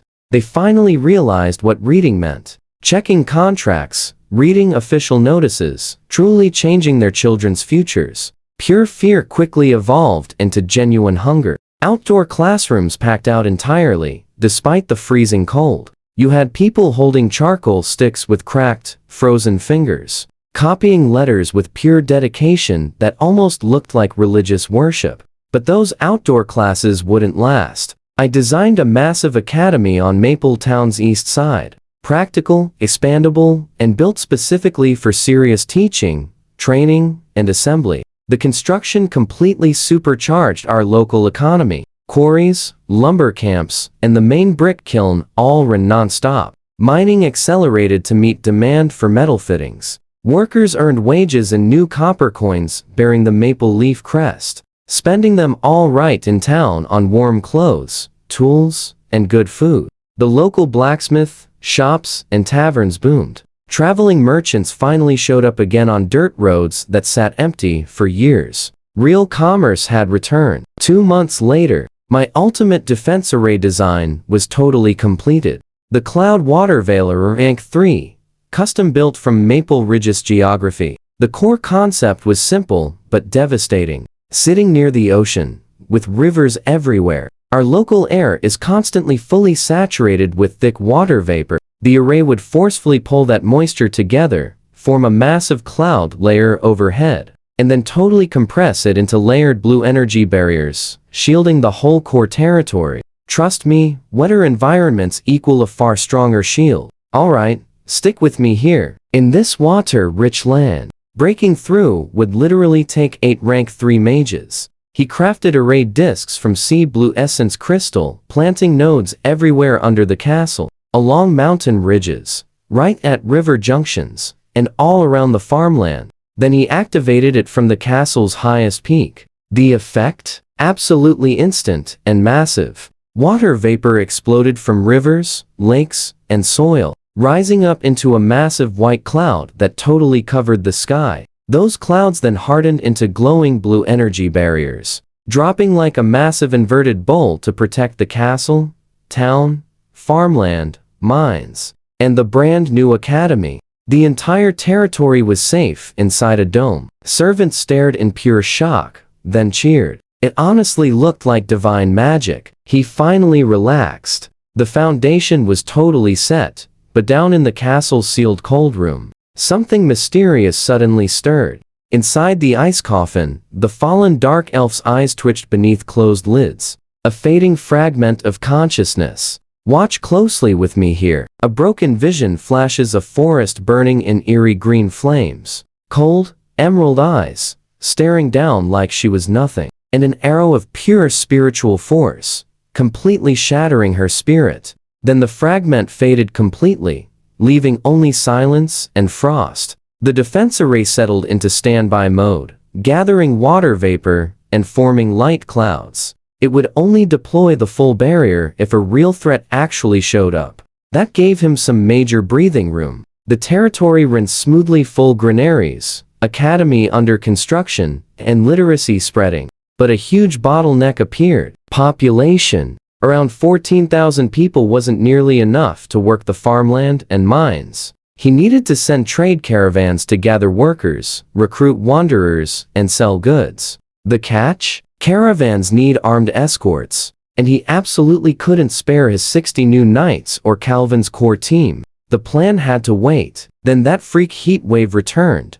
Way worse than before. By March, the air felt thick and sticky, like hot oil. The humidity and extreme temperature turned everything into an unbearable sauna. He noticed fire element magic in the atmosphere jumped over 20% in just 1 month. Something was seriously wrong with the climate, and it definitely wasn't natural. I know what you're thinking. A legendary fire treasure is spawning? Total classic fantasy novel scenario. But he shut that thought down fast. If that were real, the Empire's powerhouses, ancient races, and hidden masters would already be circling the area.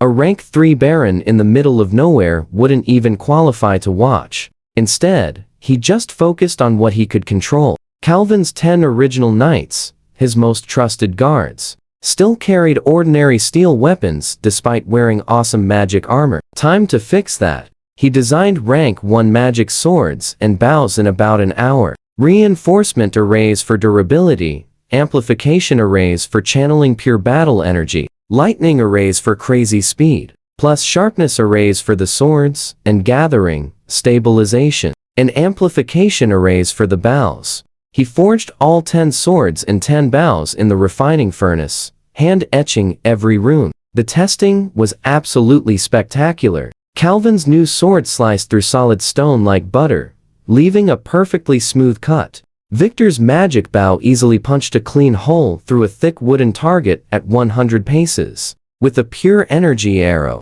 the knights were completely ecstatic. Their combat power basically doubled overnight. Right after testing, a patrol rider came racing in from the southwest. Near Rolling Stone Valley at the edge of the dangerous Black Forest, they found fresh tracks from huge magical beasts. Those deep prints definitely suggested serious size. The temperature there was significantly hotter than everywhere else. With warped air and wilting vegetation, they hadn't dared to explore any deeper. Rolling Stone Valley, extreme heat and massive magical beast tracks. Calvin, Victor, and he just looked at each other. Something big was out there. He took Calvin and the 10 knights straight to Rolling Stone Valley. The heat hit them like a wall. Air warping, rocks too hot to touch, and horses snorting in distress. They left the horses at the entrance and pushed in on foot. His spiritual sense finally found the source at the valley's core. A juvenile red dragon sleeping inside a natural lava pit. Huge body covered in dark red scales, folded bat-like wings, and molten light glowing between its plates. Every single breath it took distorted the air with massive heat waves. Its power level basically matched his own rank 3. But get this, you and I both know young doesn't mean harmless. This single sleeping dragon was cooking his entire territory just by existing. No negotiation, zero hesitation. He instantly triple-casted Blizzard. 3-layered rank 3 ice storms fired back to back. Instant cast, zero chanting. The lava pit's temperature plummeted from an absolute furnace to a frozen wasteland in seconds. The dragon woke up roaring. Ice crystals shredded against its scales as extreme cold invaded. Through every gap, it locked its molten eyes on them with pure fury. Stick with me here. You're about to see survival instinct completely beat out pure dragon pride. Wobbling and dripping ice, the massive beast scrambled into the air, fleeing deep into the Black Forest as fast as its frozen wings could flap. It left a trail of steam and scattered scales behind. Meanwhile, I was totally drained. Casting that triple blizzard burned through almost all my magic and mental energy. But hey, the dragon vanished, and riding home, that suffocating heat was finally fading away. The giant heater had left the neighborhood. Back at the castle, Violet brought some amazing news. A traveling merchant named Charlie just arrived with a huge stock of high-quality cotton seeds. Perfect timing. Everyone was suffering in rough, airless hemp clothes during that brutal heat wave. Cotton meant nice, breathable fabric. I ordered her to start planting immediately on sunny, well-drained land. The literate workers would hit the library to research the best growing methods. Then Calvin walked in with the exact concern I expected. Dragons hold serious grudges. That beast took a beating and definitely wouldn't forget. Plus, our epic fight at Rolling Stone Valley might attract other unwanted attention.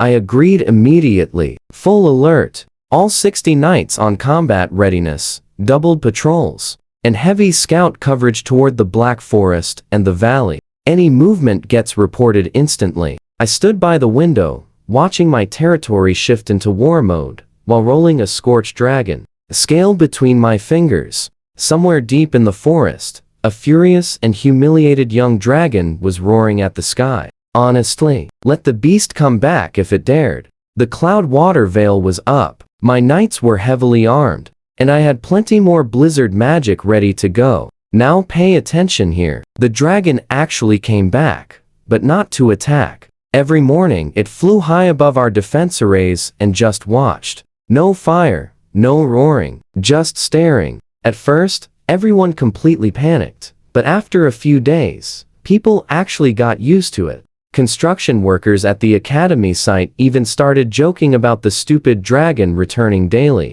I couldn't figure out what it wanted, but I kept watch. Meanwhile, I finalized the standard equipment for our elite knight corps. White jade armor, swords, bows, and spears, all rank 1 magic gear. With our massive jade reserves, producing over 1,000 sets was easy. I also sent Calvin out to capture wild horses from the forest for mounts. The academy was finally finished. A grand building complex in a classic Chinese architectural style, inspired perfectly by my past life memories. It looked totally out of place next to the rough local buildings, but it worked. Former workers who were top students became teachers, instructing everyone in reading and math. I easily solved our salt problem with a single rank 1 element separation spell. Enough pure salt for years. As for glass and soap, those classic Ice-K products, I skipped them entirely. Too much effort with too little payoff compared to selling magic gear.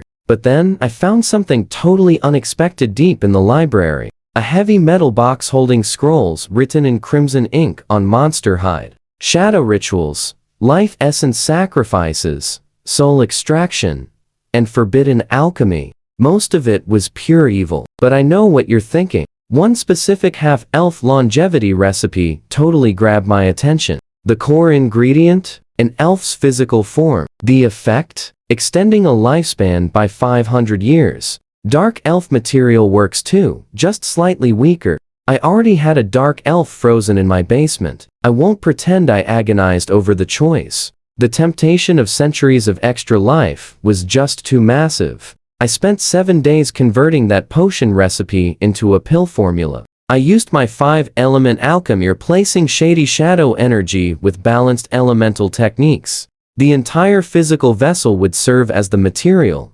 not just the core and life force. 7 intense days and nights at the blue essence furnace. Absolutely zero sleep. When I finally opened the lid, a single jade green pill floated right at the center, glowing brightly with golden life force veins.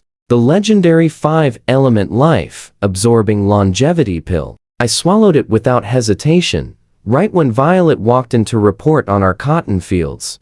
The pill didn't just explode with power. Instead, it sank to my core, releasing life energy so slowly it would take years to fully absorb. A super gentle, deep transformation rather than some violent explosion. That super slow pace probably meant way less risk of the nasty mutations the original recipe warned about. Right at that moment, the dragon outside roared, dropping way lower than usual. It must have sensed the massive burst of life energy when my pill finished. Its glowing, molten eyes locked onto the castle with fresh curiosity. Standing at the window, feeling that green pill slowly warming my core, I looked up at the restless red shape above. 2 huge mysteries silently circling each other. A stubborn dragon that wouldn't leave, and a man who bought himself centuries. 3 whole months passed. Through mental communication, I learned the dragon's name was Carlos. Surprisingly, he turned out to be a totally harmless orphan.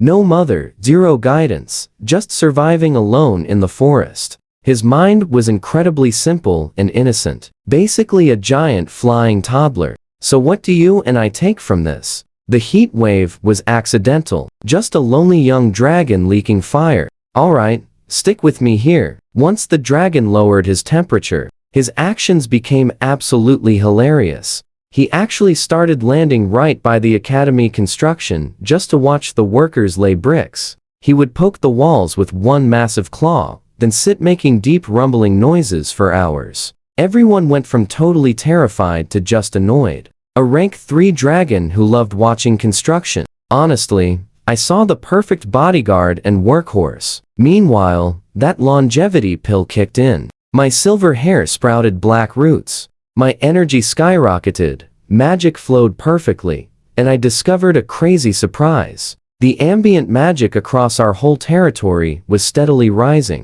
even way outside the gathering arrays. Rank 1 mages could now meditate literally anywhere in Maple Ridge. The future potential for this was absolutely massive. Calvin and his knight team also brought back 500 wild horses, many carrying rare magical beast bloodlines. A massive horse ranch was quickly planned. During those forest runs, young Dixes struck gold by finding limestone. We could finally make real cement. I built basic crushing and kiln equipment using iron and copper. After some wild trial and error, we created Maple Ridge cement. Roads, buildings, and ranches went up so much faster. Livestock farming took off too, with merchants bringing pigs and sheep. Plus, the annual monster raids completely vanished. Calvin and his knights cleared the forest borders perfectly. Only stragglers remained, serving as easy practice and magic resources.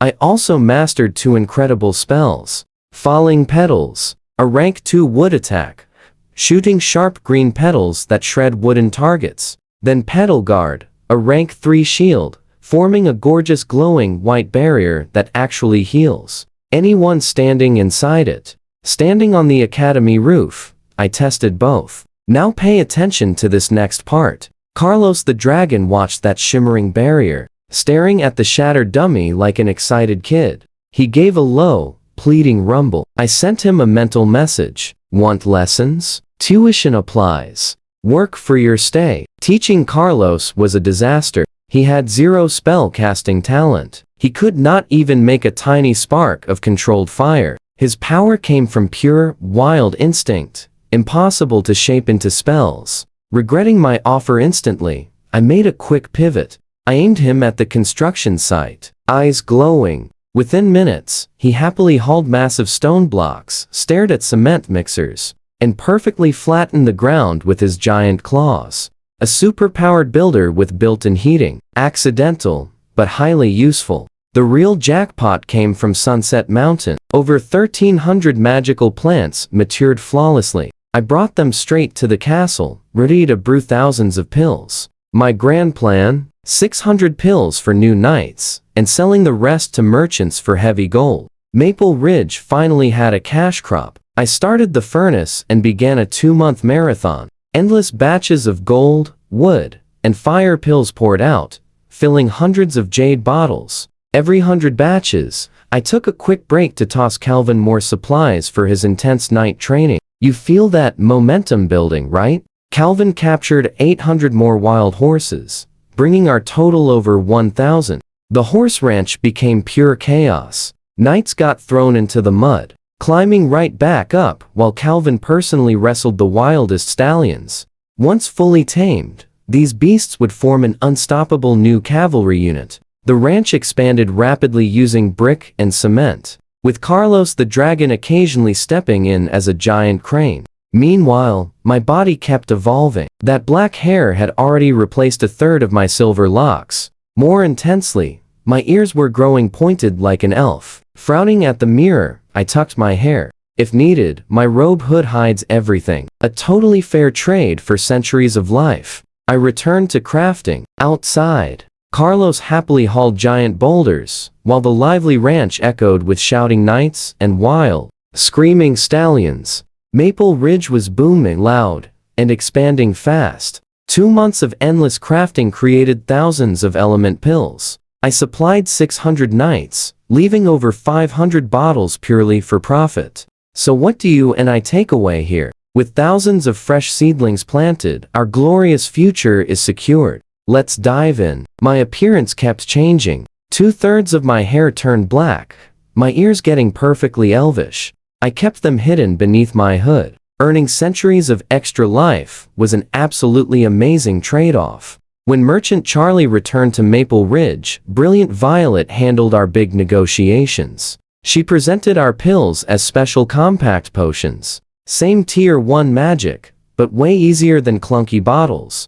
After some fun haggling, they locked in 18 gold coins, each. Exactly 50 pills for batch 1. 900 gold coins hit our treasury. A sweet little start, and Charlie wisely decided to stay. He noticed Maple Ridge thriving. Knowing I was a tier 3 Harris family mage and alchemist, he saw a massive opportunity. Few merchants traveled this far. The absolute perfect time for an exclusive trading relationship. Meanwhile, started forging epic knight gear. 1,000 sets of white jade armor, swords, spears, and bows, packed with tier 1 enchantments. Pure assembly line magic. Forge, mold, etch runes, repeat. I laughed. realizing I had literally gone from being a modern wage worker to a noble lord who was somehow still running endless magical factory shifts. At least our food completely leveled up. The castle kitchen served fresh stir-fried veggies, rich meats, and white rice,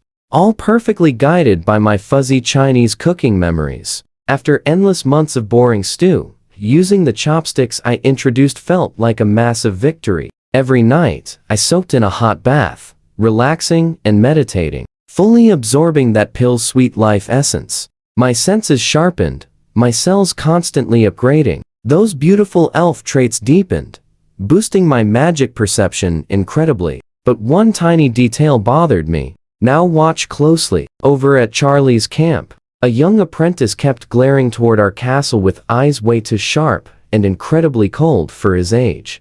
Charlie was completely clueless, but someone inside that merchant caravan was totally spying on us. While I forged, Violet suddenly rushed in, holding a letter. Wearing an anxious expression I had genuinely never seen on her, she studied my face carefully, noticing the fully black hair, purple shifting eyes, and perfectly sharp new features. Then she called me young master, classic title she completely dropped years ago. It was her clever way of carefully testing if I was still myself. The letter was from Count Harris. Just boring polite chatter, empty fluff. And then the actual point. Return to Harris Castle before spring. Vague family business. Plus, something mysterious about the northern border. Chaos. Details would come later. Spring was still 4 or 5 months away. We had plenty of time. I told Violet we would leave in January, once the Night Corps was completely strong enough to escort us. Plus, I desperately wanted to visit Alfred, my half-brother stuck in his own awful territory. Without my crazy system, I would definitely be worse off than him. First, massive castle renovations. I totally refused to let family representatives see this place looking ruined. Time to draw up some epic blueprints. Eastern architecture perfectly mixed with heavy magical defenses. Violet's lingering concern was extremely obvious.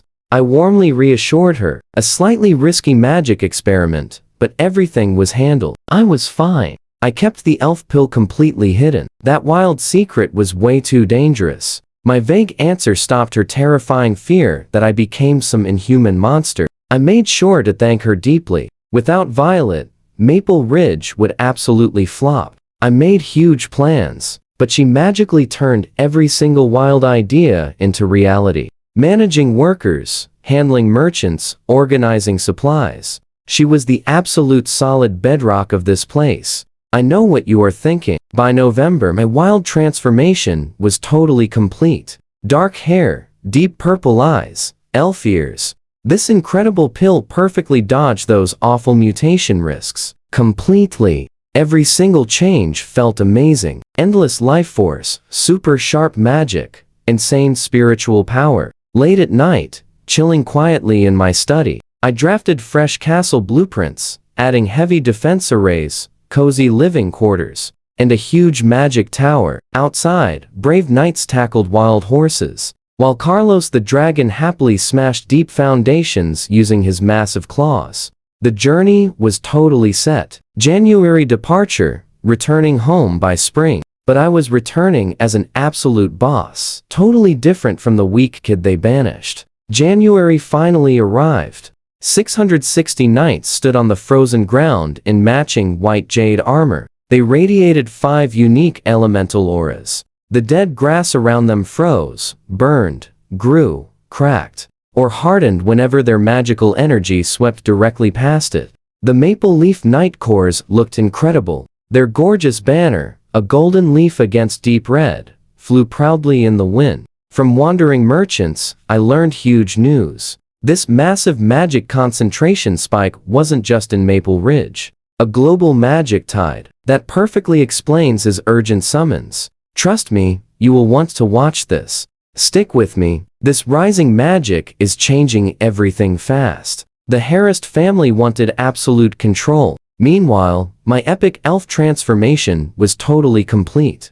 Jet black hair, glowing purple eyes with insane perception, sharp features, and pointy elf ears hidden away. That longevity pill worked flawlessly with zero bad side effects. Hanging at my waist, the tiny blue cloud sword. On my back rested the shrunken cloud seabow. Both could expand into full-sized weapons instantly. I picked 200 top-tier knights, plus 10 of Calvin's absolute veterans, for escort. The rest stayed to guard the territory with Violet, Carlos, the dragon, and our defense array. Leaving Violet behind? Honestly heartbreaking. She carefully fixed my hood, hiding my ears, her hands shaking slightly. She basically raised me since day one. Definitely more mom than maid.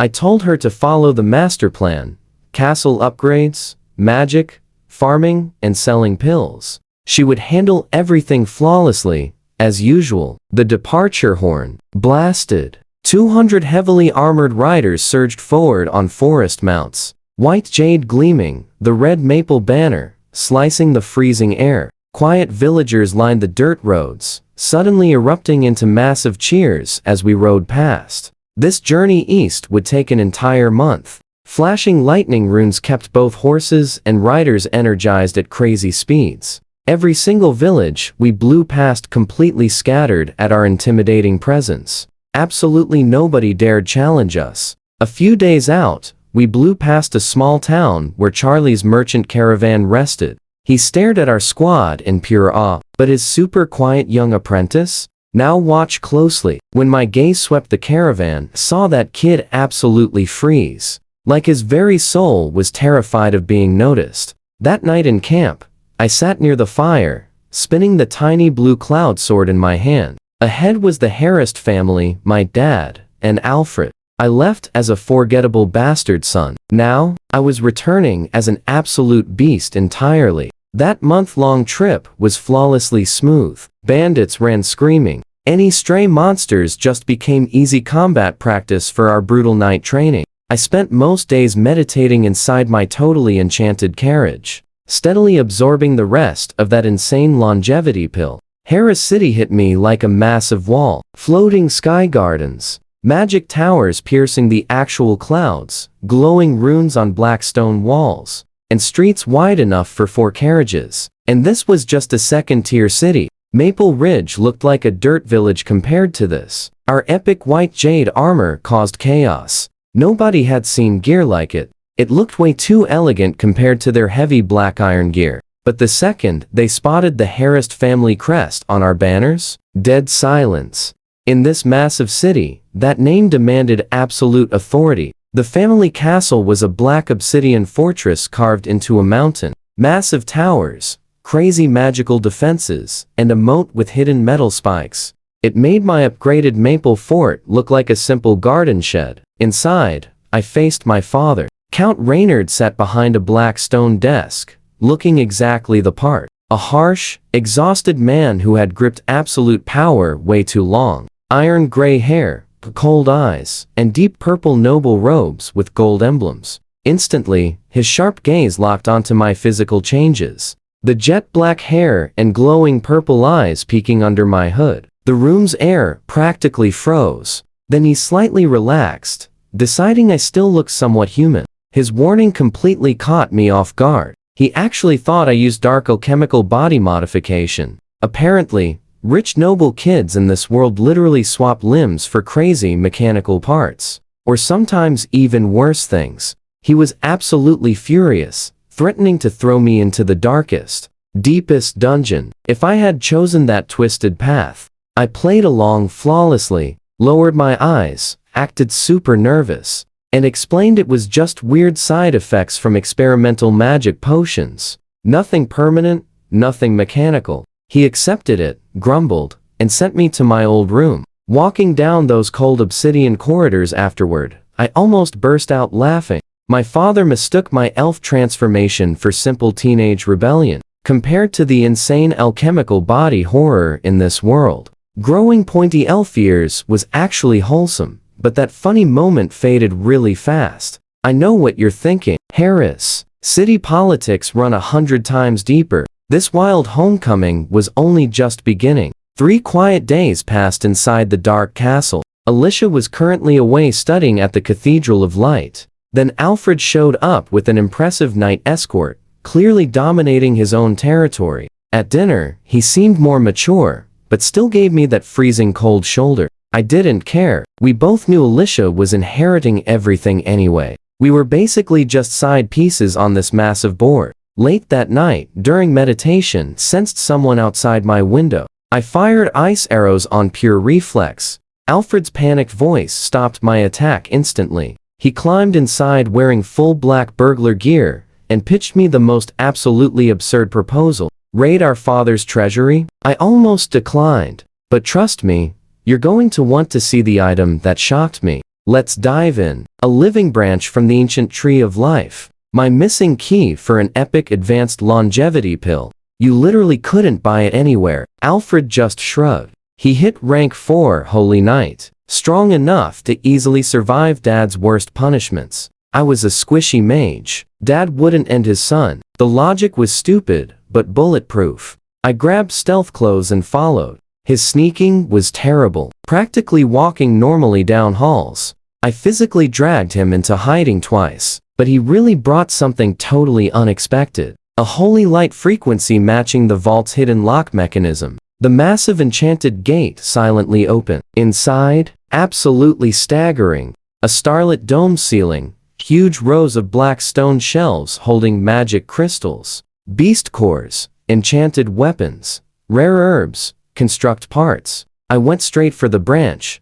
resting in green liquid, radiating massive life energy.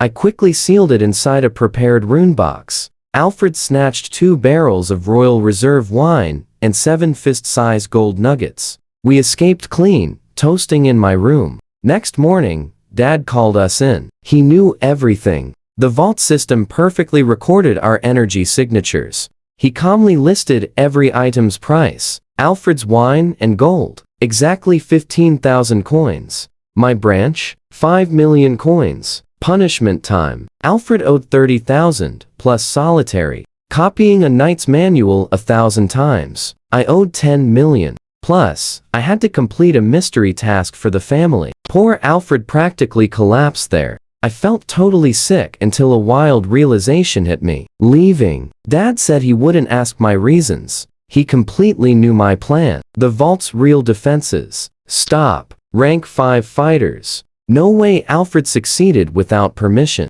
Watch closely. This entire heist was totally staged. Dad literally let it happen. It was an epic investment, binding me with obligations while giving me exactly what I needed. I watched Alfred miserably head into his solitary confinement, then stared at Dad's closed door. The old man was way sharper than we thought. That tree branch changed absolutely everything. I placed it near my core's longevity pill, and boom, the ancient energy massively accelerated its absorption. My transformation massively deepened. Alfred somehow escaped his punishment in 2 days. Naturally, our shared heist totally broke the ice. He dragged me into his social circle, an absolute total nightmare. Spoiled noble sons gathering in luxury dens, surrounded by barely dressed wild beast women. Magical stimulants flowing freely. Wild activities, making my dark elf alchemy look purely saintly. I went once, refused everything, never returning. My elf-changed body literally recoiled from that crazy environment. More importantly, 0 exposure risks allowed. In March, Dad dropped an absolute bombshell. Can you believe this twist? The Southern Alliance decided to back the Frost Kingdom's massive counterattack on the ORCs. With the magic tide approaching, this was humanity's one epic chance to crush the ORCs before world power balances totally shifted. Alicia was already secretly deployed to the Northern Front under Cathedral of Light orders, leading a family elite strike force. That totally explained her absence for months. Now, Alfred and I were strictly ordered to follow up with our Knight Corps, not for frontline battles, but trailing behind to mop up scattered ORCs and secure positions. Easy. Military merit. Dad was completely serious. Survival is priority 1. Next morning, 2 massive armies marched right out. Alfred's Rock Knights, 300 heavy cavalry in dark iron, while he swung a massive golden warhammer. My Maple Leaf Knights, 200 in silent white jade armor, 5 element auras radiating, red maple banners snapping wildly. Two entirely different styles marching right into the same storm. Heading north, Alfred rode up, teasing my absolute refusal to touch anyone at his wild parties. I threatened he'd freeze in the deep snow. He laughed and backed off. Dad watched both armies vanish into the raging blizzard. He just quietly muttered to himself about my appearance changes, my antisocial habits, and his true fear, whether I'd ever get married. The feared Count Harris, actually fretting over my awkward love life. I'd have laughed. This huge northern march takes over a year, crossing 3 kingdoms and 2 duchies to reach the Frost Plains. I bought a luxury magic carriage. Trust me, you gotta see what happens next. Stick with me. Our convoy was blowing up. Minor nobles swarmed us heading north for easy merit. Alfred, a total social butterfly, casually gathered intel, mostly second sons chasing promotions, network TIs, or epic adventures. Being the Harris heirs made us the absolute biggest names around. That naturally brought totally unwanted attention. My white jade knights looked like nothing anyone had ever seen. Plus, the mysterious hooded lord inside my fancy carriage naturally attracted massive swarms of curious, noble daughters. Carriages inched closer, perfumed letters arrived. Pretty maids knocked on my door. I shut everything down, curtains sealed. Calvin handled all visitors with his stony face and completely cold refusals. Those rejected ladies instantly redirected to Alfred, who gladly welcomed them with open arms. His camp became a nightly party, constant music, wine, and a rotating cast of noble ladies. His oversized carriage was basically a mobile party palace. I could sense everything through my spiritual perception, and honestly, it was deeply infuriating. I was grinding through pill absorption and battle formation research like a disciplined monk. While he lived like a king, I confronted him about the risks. Father finding out, ruin reputations, unwanted children. He simply laughed it off. Turns out the idiot was actually clever about one thing. He used holy light to purify himself before every single encounter,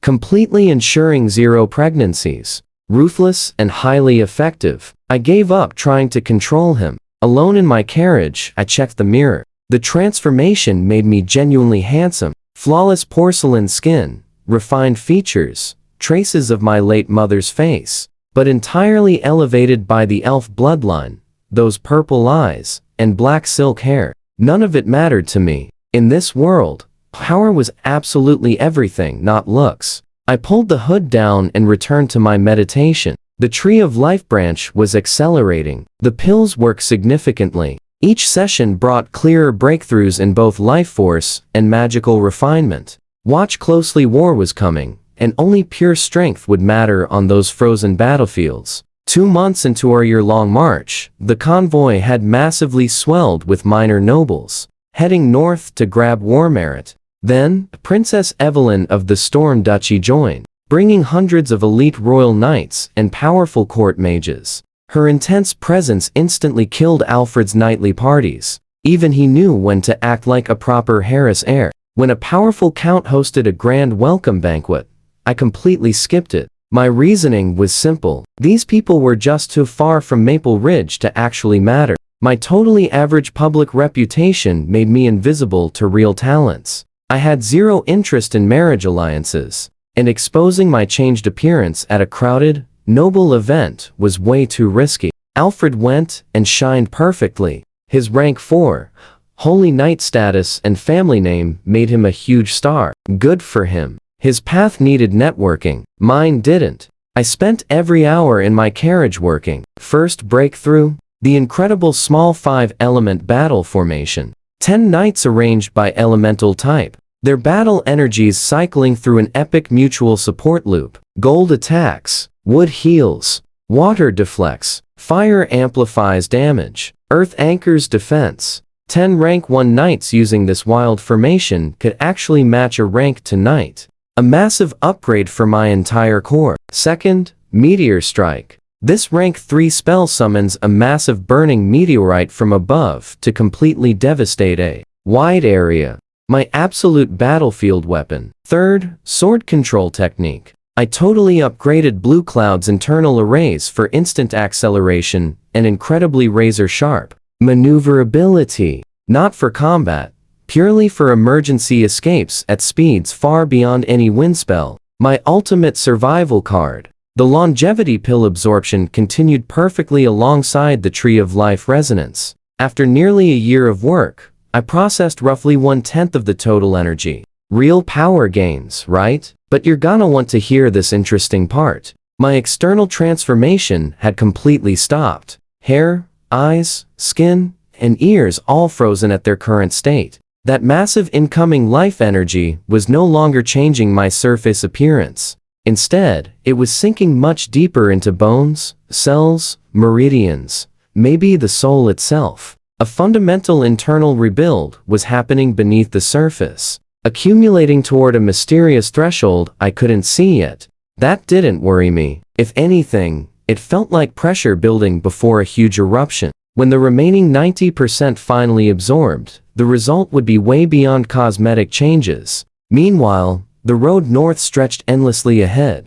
War was still distant, but inside this quiet carriage, every hour sharpened another powerful edge. After a full year of marching, we finally reached Iron Crown City, the Frost Kingdom's massive frontline fortress against the dangerous ORC Empire. The cold was absolutely brutal. Southern soldiers lost a third of their fighting power just from the freeze. My fire element knights suffered badly too, their inner heat constantly suppressed. The water element knights thrived though. I survived wrapped in so many layers. I literally looked like a ball, maintaining a thin magic warmth barrier that barely held together. Trust me, the city's enormous. Massive stone walls covered in iron spikes, completely surrounded by an endless sea of military camps stretching outward. You and I are jumping right in. Picture tens of thousands of soldiers from various nations, squished together in a chaotic maze of tents, flags, noise, and battle prep.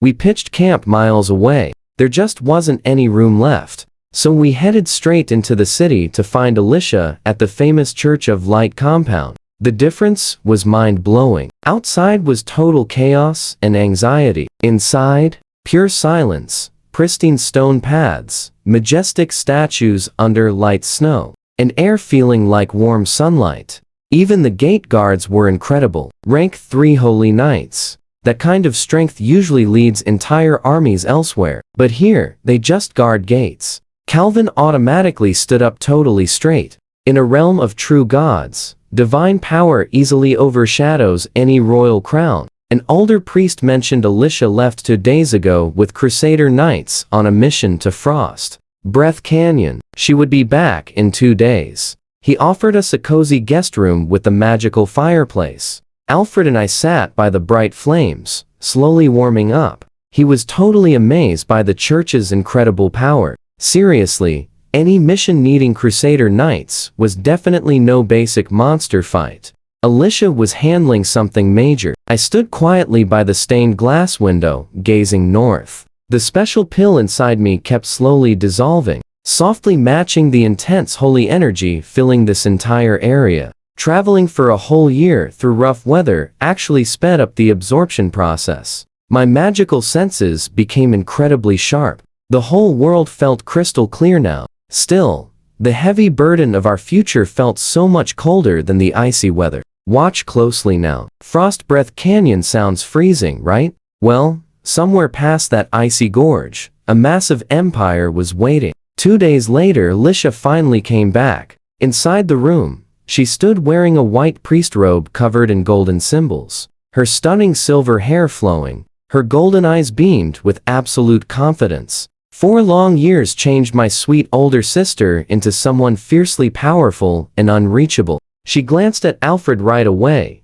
proudly smiling at his awesome growth into a proper holy knight. Then, her intense gaze shifted directly to me, a small figure hiding inside huge robes and a thick shawl. I basically looked like a nervous little snowball beside Alfred's giant frame. Without warning, she stepped close and grabbed my hood. My heart absolutely froze. We were standing deep inside the church headquarters. Every single detail about me, the dark elf features, pointed ears, and purple eyes, screamed massive danger here. Yet, seeing her kind golden eyes and Alfred's goofy, loyal face right beside her made my tension melt away. They were the only two people from my past who ever gave me real love. The hood slipped off. Total silence. Alicia's eyes widened completely as black. Silken hair spilled out. Perfect porcelain skin. Bright purple eyes. And as she gently tucked my hair back, she instantly touched the pointed tip. A wild electric shock rushed through me, almost making me fall. My face turned super red while she held my cheeks, observing me quietly for ages. Pure shock, sudden confusion, and deep concern filled her bright eyes. I know what you're thinking, but get this. Alfred stood there stunned, hilariously concluding I just messed up a potion again. Exactly like that hallucination disaster for years ago. He firmly believed I was completely terrible at alchemy, and simply transformed my own appearance by total accident. He felt so incredibly proud of his silly logic that he started measuring our heights, proving he was the tough older brother. I almost laughed. Let him believe whatever crazy theory he wanted to. Alicia quieted Alfred with one fierce look, commanding him, on his knightly honor, to keep my appearance a complete secret. Not father, not his squad, absolutely nobody. He promised right away. She gently pulled my hood back over my head, her warm fingers resting on my cheek with pure worry and sweet affection. Honestly, think a tiny part of her felt super happy having an adorable little brother instead of only having goofy Alfred. Suddenly, old priest Gregory walked in carrying hot tea. His eyes swept over me so casually, way too casually. In a flash, a warm, intense energy scanned straight through my thick hood, locking onto my pointed ears. Golden symbols sparked in his eyes, vanishing before I could even process it. He didn't speak, served our tea, and quietly left. Alicia definitely noticed it too. Gregory absolutely sensed my hidden secret, yet he deliberately decided to just ignore it. That felt incredibly relieving, but also super creepy. A major church leader discovered my real identity, and was surprisingly staying completely silent. We quietly sipped our sweet fruit tea inside the peaceful guest room. Outside, heavy, gloomy clouds aggressively pushed down over the freezing city. Alicia's fingers remained ice cold around her mug, completely ignoring the warm heat. Between my hidden identity, Gregory's suspicious look, and the mysterious dangers at Frost Breath Canyon, the heavy tension inside felt way colder than any snowstorm. Alicia verified my worst fear. Priest Gregory was a massive rank 5, and he totally sensed the changed dark magic clinging to my body.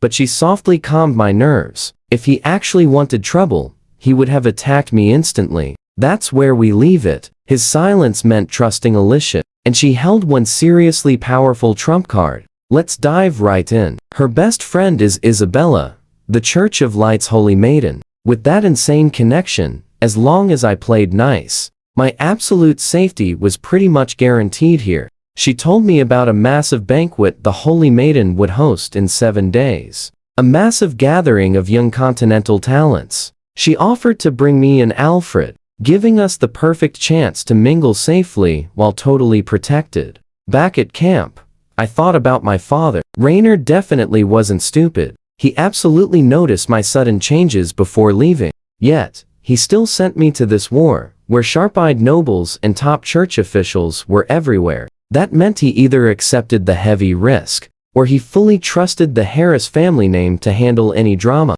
Either way, it meant I could finally stop stressing out. My focus totally shifted to pure opportunity. The Allied Nations created a sweet military merit exchange system, and 2 top-tier items instantly caught my full attention. Moonstone and Sunstone, rank 4 magic gems that literally capture solar and lunar energy. Most regular mages only see them as ritual items. I saw something huge. Borrowing cultivation novel concepts from my past life, specifically the celestial star formation. I had been secretly sketching a simplified magical version along the way. A genius formation that draws stellar, lunar, and solar energy, converts it into raw magic power, and feeds it right into the land. If Moonstone and Sunstone acted as core nodes, perfectly mixed with elemental array rules, I could build a permanent energy conversion system way stronger than any standard gathering arrays. For Maple Ridge, that would change everything. An endless magic source, totally ignoring the territory's natural limits. But the exchange cost for those rank 4 gems was insanely high. Now pay attention. Earning enough merit meant scoring huge battlefield wins. But I luckily had Alfred as my heavy hitter. I'd use Meteor Strike for area damage, plus ice magic that thrives perfectly in this freezing environment. Fire spells were practically useless here. The extreme cold suppressed them hard. Thankfully, I had better alternatives. I sat in my tent drafting arrays and testing elements at my fingertips. The ice crystallized instantly, feeling sharp, eager, and totally powerful. Meanwhile, the fire struggled and flickered, easily suffocated by the freezing air. This battlefield definitely favored specific elements. I had to plan carefully. 7 whole days passed, and Alicia came to grab us for the banquet. She took one look at Alfred's battle armor, and me bundled like a giant snowball, then instantly dragged us back to her personal quarters for a massive makeover. Alfred scored a fitted deep blue formal suit with awesome silver star embroidery. Without the bulky armor, he looked seriously impressive. Muscular, tall, golden hair slicked back, giving total young war hero vibes. For me, Alicia did something wild. She casually cast a rank 4 divine spell, Light's Mimicry, literally rewriting the perception of my pointed ears into normal human ones. It wasn't a cheap illusion, but a deep sensory overwrite guaranteed to fool even elite observers. She did it without sweating, reminding me she was infinitely stronger than her cheerful, gentle vibe suggested.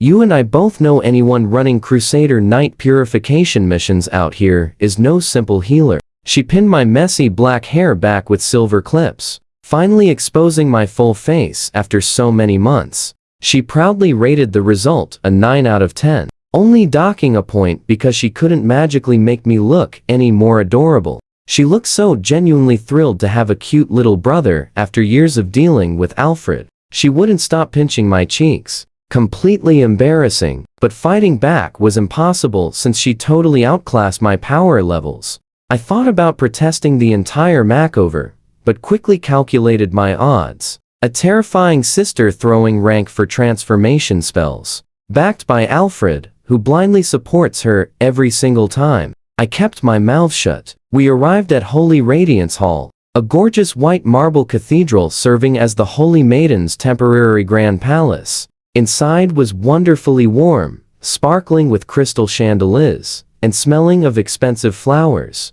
A crazy sharp contrast to the absolute frozen misery waiting outside those doors. Elegantly dressed guests mingled quietly together, while soothing harp music floated magically around. We arrived really early. Alicia grabbed a quiet corner near a gorgeous stained window. Alfred immediately raided the dessert table. I sat near Alicia, closed my eyes, and stretched my enhanced magical senses across the room. Most guests had decent power, but a few presences felt terrifyingly deep and heavy, exactly like massive sleeping predators. This grand gathering definitely had major players attending. Alicia randomly reached over and poked my face. "Stop looking so serious." I quickly opened my eyes to her teasing golden gaze. Even at a warfront banquet filled with continental heavyweights, my most dangerous immediate threat was my sister's suffocating affection. The hall fills fast. Continental saints everywhere.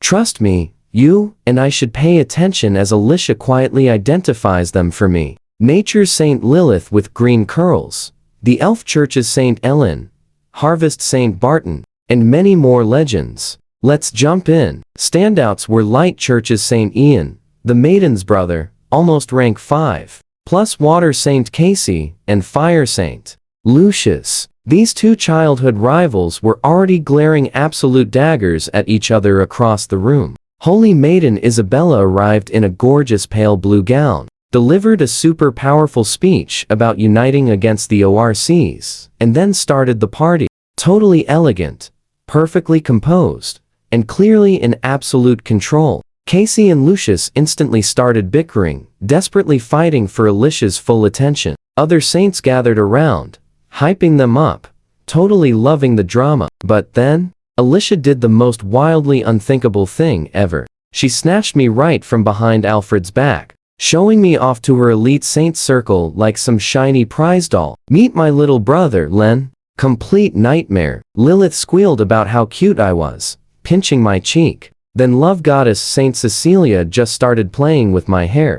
Dawn Saint poked my nose. Even the dark, super mysterious Night Saint touched my chin. Alicia totally encouraged this madness, pinned down by all these insane magical auras. I couldn't move an inch while 6 different powerful women took turns furiously squishing my cheeks. Casey and Lucius immediately dashed over, trying to impress Alicia by using me. They instantly started brawling again, almost sparking a massive elemental storm right inside the hall. Isabella just calmly sipped her wine, telling the guards to ignore them if they paid damages. And then, she literally joined the wild face-squeezing squad herself. I completely stopped fighting back, soul gone. I just stood there like some human plush toy while the saints giggled. Meanwhile, water and fire saints casually launched actual spells in the background. Alfred happily stuffed his face with sweet pastries, totally unbothered, while harp music played on, perfectly mocking my endless suffering. Watch closely now. One saint got distracted by stray fireballs. I broke completely free, sprinting for the exit at absolute maximum speed. Alicia called out, but I never looked back. Bursting into that freezing night air, I gasped in pure relief. My cheeks were burning from being squeezed into crazy shapes. Never, ever again. Honestly, fighting ORCs sounds better than another party. The very next morning, Alfred sprinted into my tent, carrying a massive full report. Those water and fire saints escalated everything, accidentally knocking over Saint Ian himself. Naturally, Gregory had to step in and break it up. But way more importantly, he brought messages from Alicia and Isabella. The heavy hitters, top church knights, and noble elites had already marched up north to strike the main ORC force. Our job? Just sit and wait.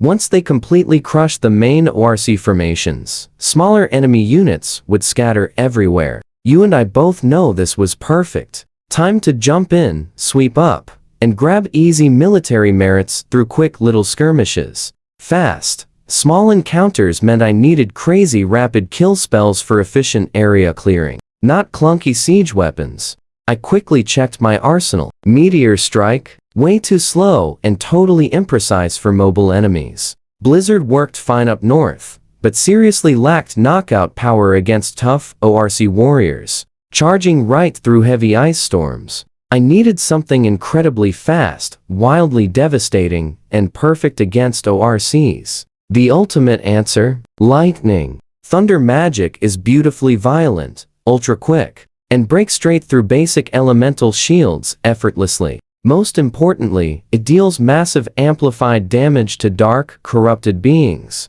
ORCs with their fury, rage, chaos, gods, and tainted lineages are insanely vulnerable to it. I chose Thundercloud, a fantastic rank 3 lightning spell packing 3 modes. Wide bombardment with lightning rain for clearing giant groups. A compressed thunder spear for single targets, packing near rank for power. And a lingering electric field for total area paralysis. Just perfect versatility for chaotic, scattered battles. I entered total seclusion, leaving Calvin to manage the night core. Alfred kept drilling his team, watching the northern horizon where huge explosions and elemental flashes lit up the night sky daily as the main battle raged on. For 6 weeks, I did nothing but intense deduction. My tent crackled with stray electricity. Sparks jumped from my hair, dust hovered in charged air, and a faint blue-white aura flickered all around me. Guards outside felt this insane pressure through the thin tent walls and quietly widened their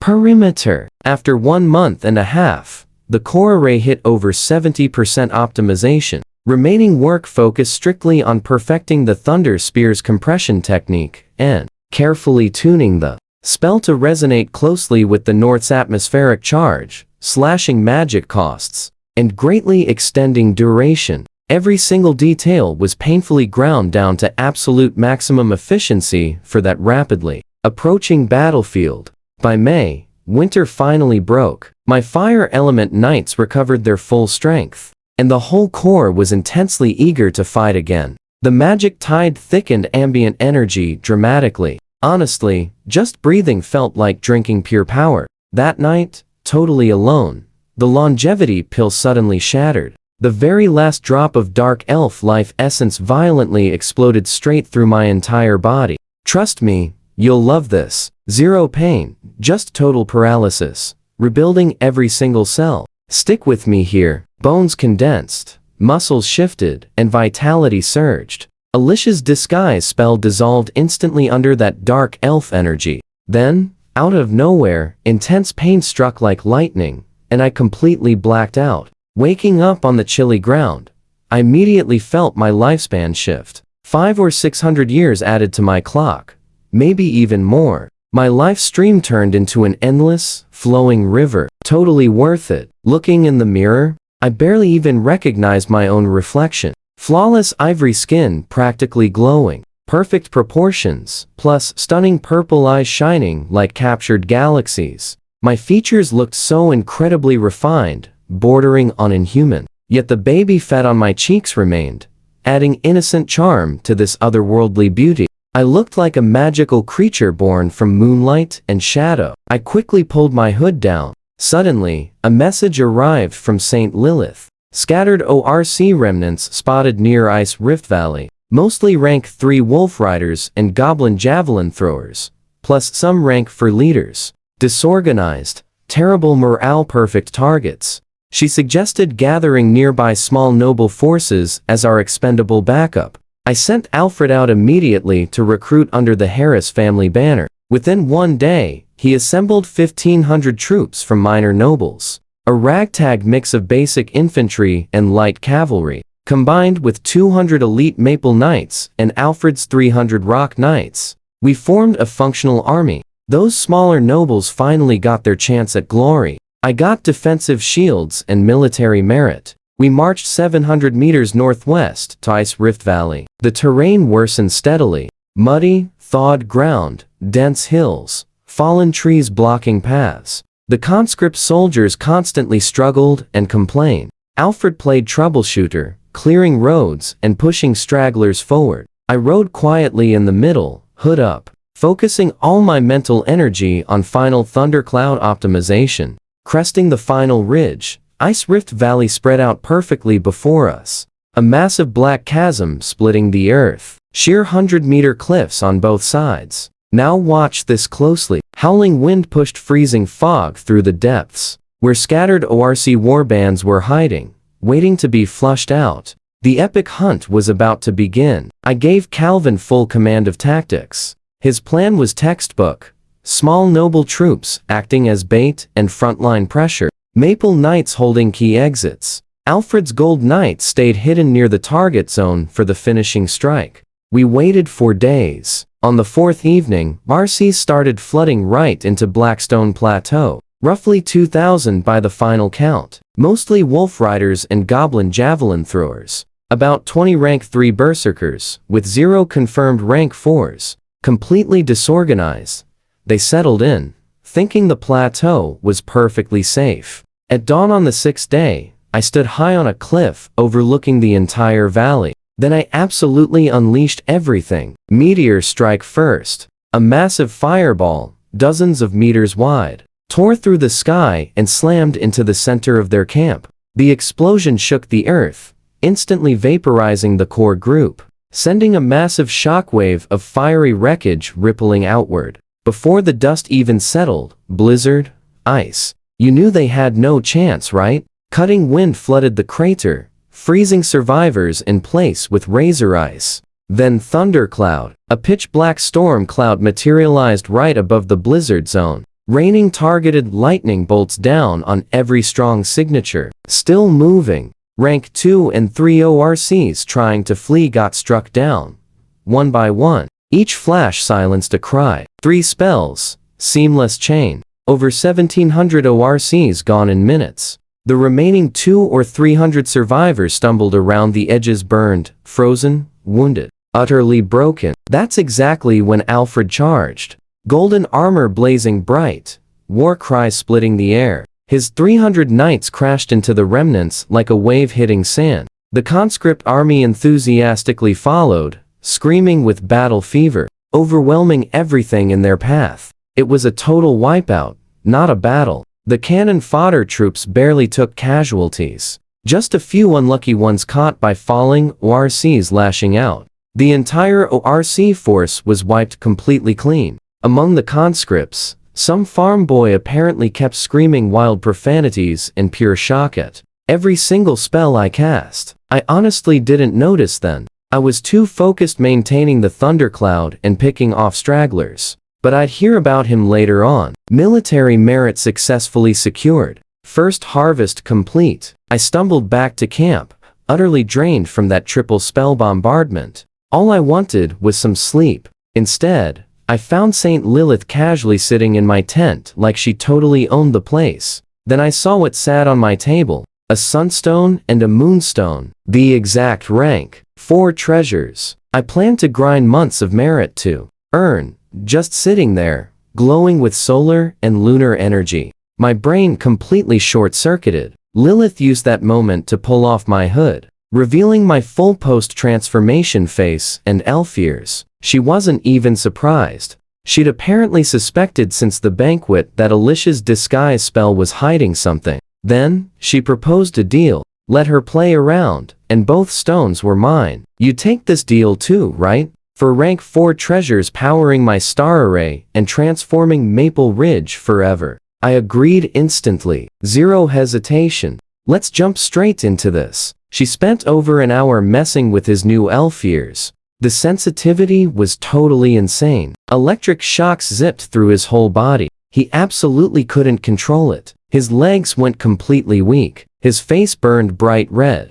Total brain freeze. He completely melted into a helpless puddle while she experimented with every single way to touch, pinch, and trace those sensitive ears. Finally, while he was totally defenseless and barely awake, she gave him a quick, light, but very real kiss. They both totally froze up. She blushed hard. It definitely wasn't planned. That wild moment just completely took over. She backed away, absolutely panicking that Alicia might find out, probably picturing a holy light smacking her right in the face. He just sat there, face burning, brain fried, staring at 2 ultra-rare rank 4 magic stones left on the table. Worst trade deal ever. But hey, best outcome imaginable. He packed his things and left. Absolutely no regrets. The sunstone and moonstone went safely right into his dimensional necklace. 2 rank 4 treasures that would perfectly fund Maple Ridge's epic future. Getting his ears played with for a whole hour? The absolute cheapest price for legendary loot like this. He told Alfred he was heading south right away.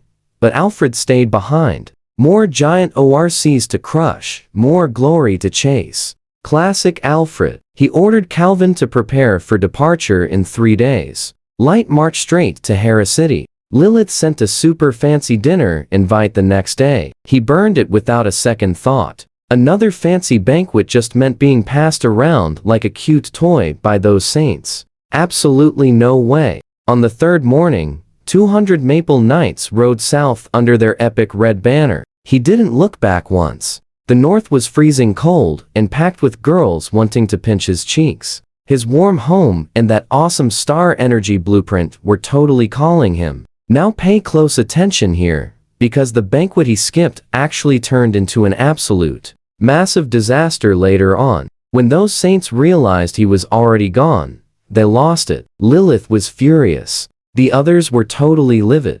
Isabella completely snapped and blasted her own brother Ian with holy light just for failing to bring him back. That sparked a massive chain reaction. Everyone suddenly remembered their old bitter grudges and just started wildly attacking each other. Ice spears, huge fire blasts, poison vines, holy beams, even a crazy robot puppet swinging a giant wrench. That elegant banquet hall basically turned into a magical war zone. Furniture got absolutely smashed, curtains caught fire, and delicious food went flying everywhere. Alfred survived by hiding under a dessert table holding 2 pastries, watching the total apocalypse through the cloth. grumbling that fighting giant ORCs was way safer than this crazy mess. Meanwhile, our guy was already miles away riding south into spring air, hood pulled up, thinking about absolutely nothing except magical arrays and architecture. 7 months of hard riding south.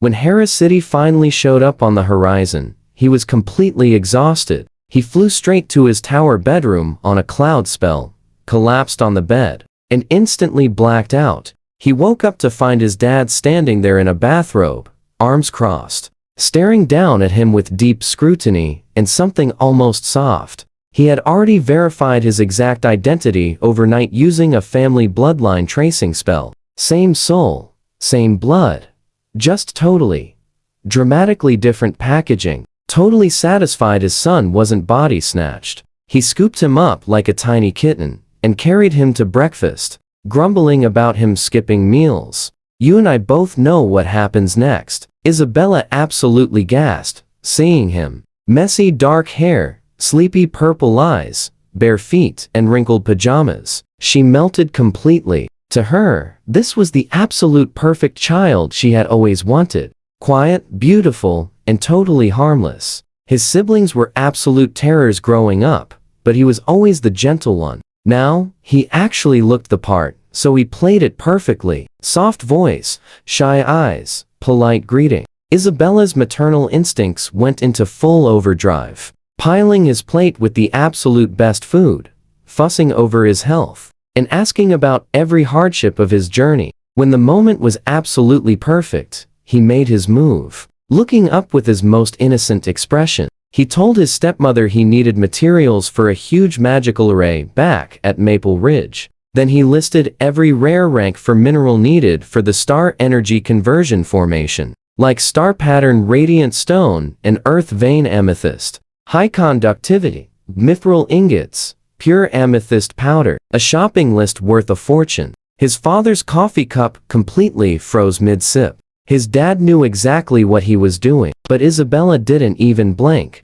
She simply smiled, ruffled his hair, and said yes to everything, joking that she thought he wanted the stars and the moon. She would have it all sent from the family vault and trade network. One condition: stay home and be spoiled. What do you and I take from this? He agreed instantly. For those epic materials, he'd stay a whole month. Trust me, you and I are about to witness the ultimate finesse. His father just handed over a mountain of wealth because our boy batted those pretty eyes and stayed completely quiet. Mission accomplished. Absolute jackpot. He spent several glorious days chilling at the family castle, doing exactly zero productive things whatsoever, wandering around barefoot in pajamas, sipping honey drinks, and being totally spoiled by Mother Isabella, like a literal porcelain treasure. His father kept up that stern face, but honestly, he watched him with something suspiciously like real fondness.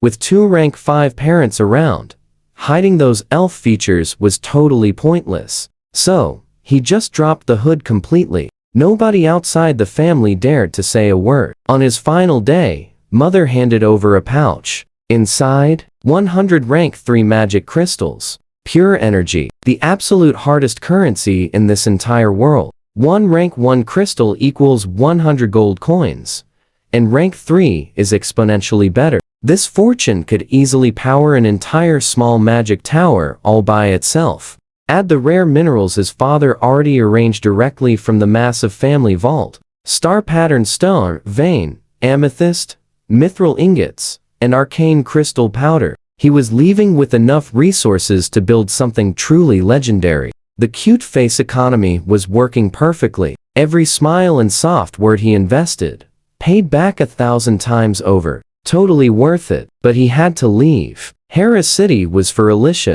Maple Ridge was his alone. The star array blueprint burned in his mind, absolutely begging to become reality. He also needed a proper alchemy furnace, a real one, using those advanced energy patterns he developed while designing the epic star energy formation. The long ride home began. Slumping into his luxury carriage cushions, he briefly mourned losing that easy castle life. Servants, hot meals, and zero real responsibilities.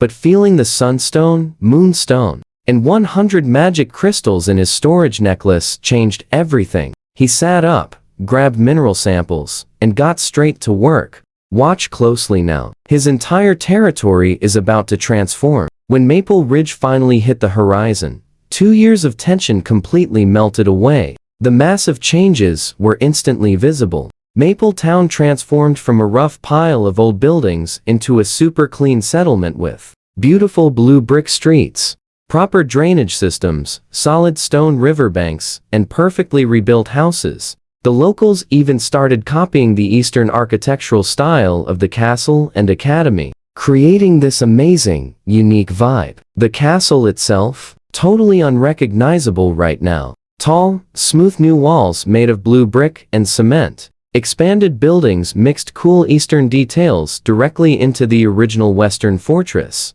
Structure looks amazing. Everything looks solid, prosperous, and flawless. Violet and the guards waited at the gate. When he stepped out without a hood, showing full elf features, Violet absolutely froze in her tracks. The guards gasped. He took her hand and smiled.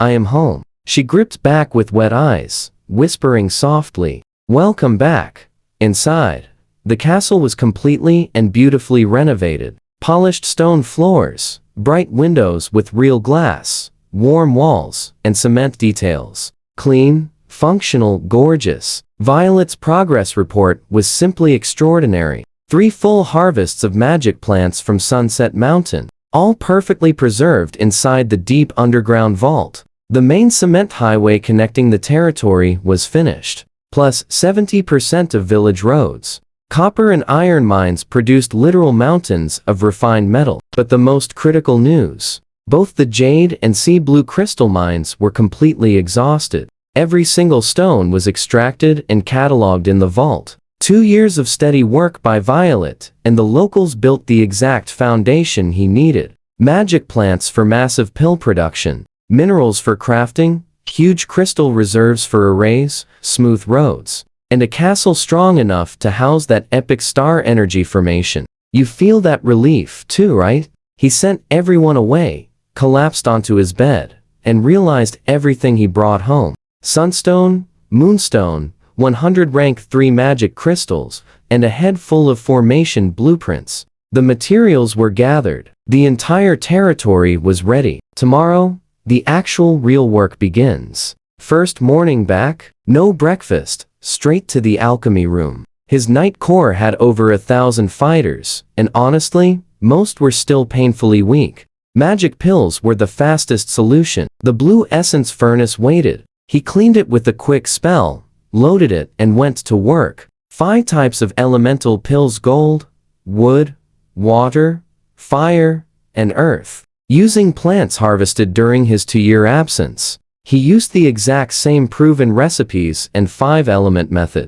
His control leveled up so much that the batch came out flawless. 500 pills total, 100 per element, 100% success. All done in a single morning session. He called Calvin in after lunch and handed over the stash. "So what do you and I take from this?" "1 pill weekly per fighter, strict rationing." Calvin took the order and ran. "Come along with me." Skipping the small talk, I retreated into the library. 3 giant walls of books reached the ceiling, offering a breathtaking view over Maple Lake. I pulled out a huge, dusty book about ancient elemental runes and started reading, not looking for anything specific, just cheerfully feeding my brain's deduction skill with raw facts, letting it naturally absorb everything. Every single page strengthened my foundation for epic future breakthroughs. Mornings meant pill factory work. Afternoons were for peaceful study. This was my life,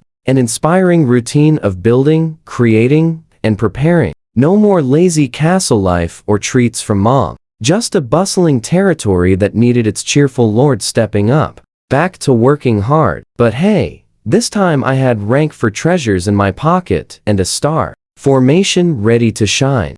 My days found a happy rhythm. Mornings in the alchemy room, crafting pills for the Knight Corps. Afternoons meant the library, happily absorbing knowledge to boost my deduction ability. With a month's worth of pills stocked, I happily pivoted to the star formation's core array. Disc. One tiny problem. My old rank 2 purple crystal furnace couldn't handle rank 4 work. It would shatter. I needed a rank 3 refining furnace first. 7 nights of joyful deduction gave me the perfect blueprint. The core material? Beautiful sea blue essence crystal, sourced straight from the deepest, richest veins of our recently emptied crystal mine. Incredibly rare and strong. I happily flew out to check on Carlos the dragon before starting. He was having a blast doing road construction, moving giant cement slabs with his claws and playfully bossing the work crews around with his tail. 2 years hadn't changed him, still obsessed with building things,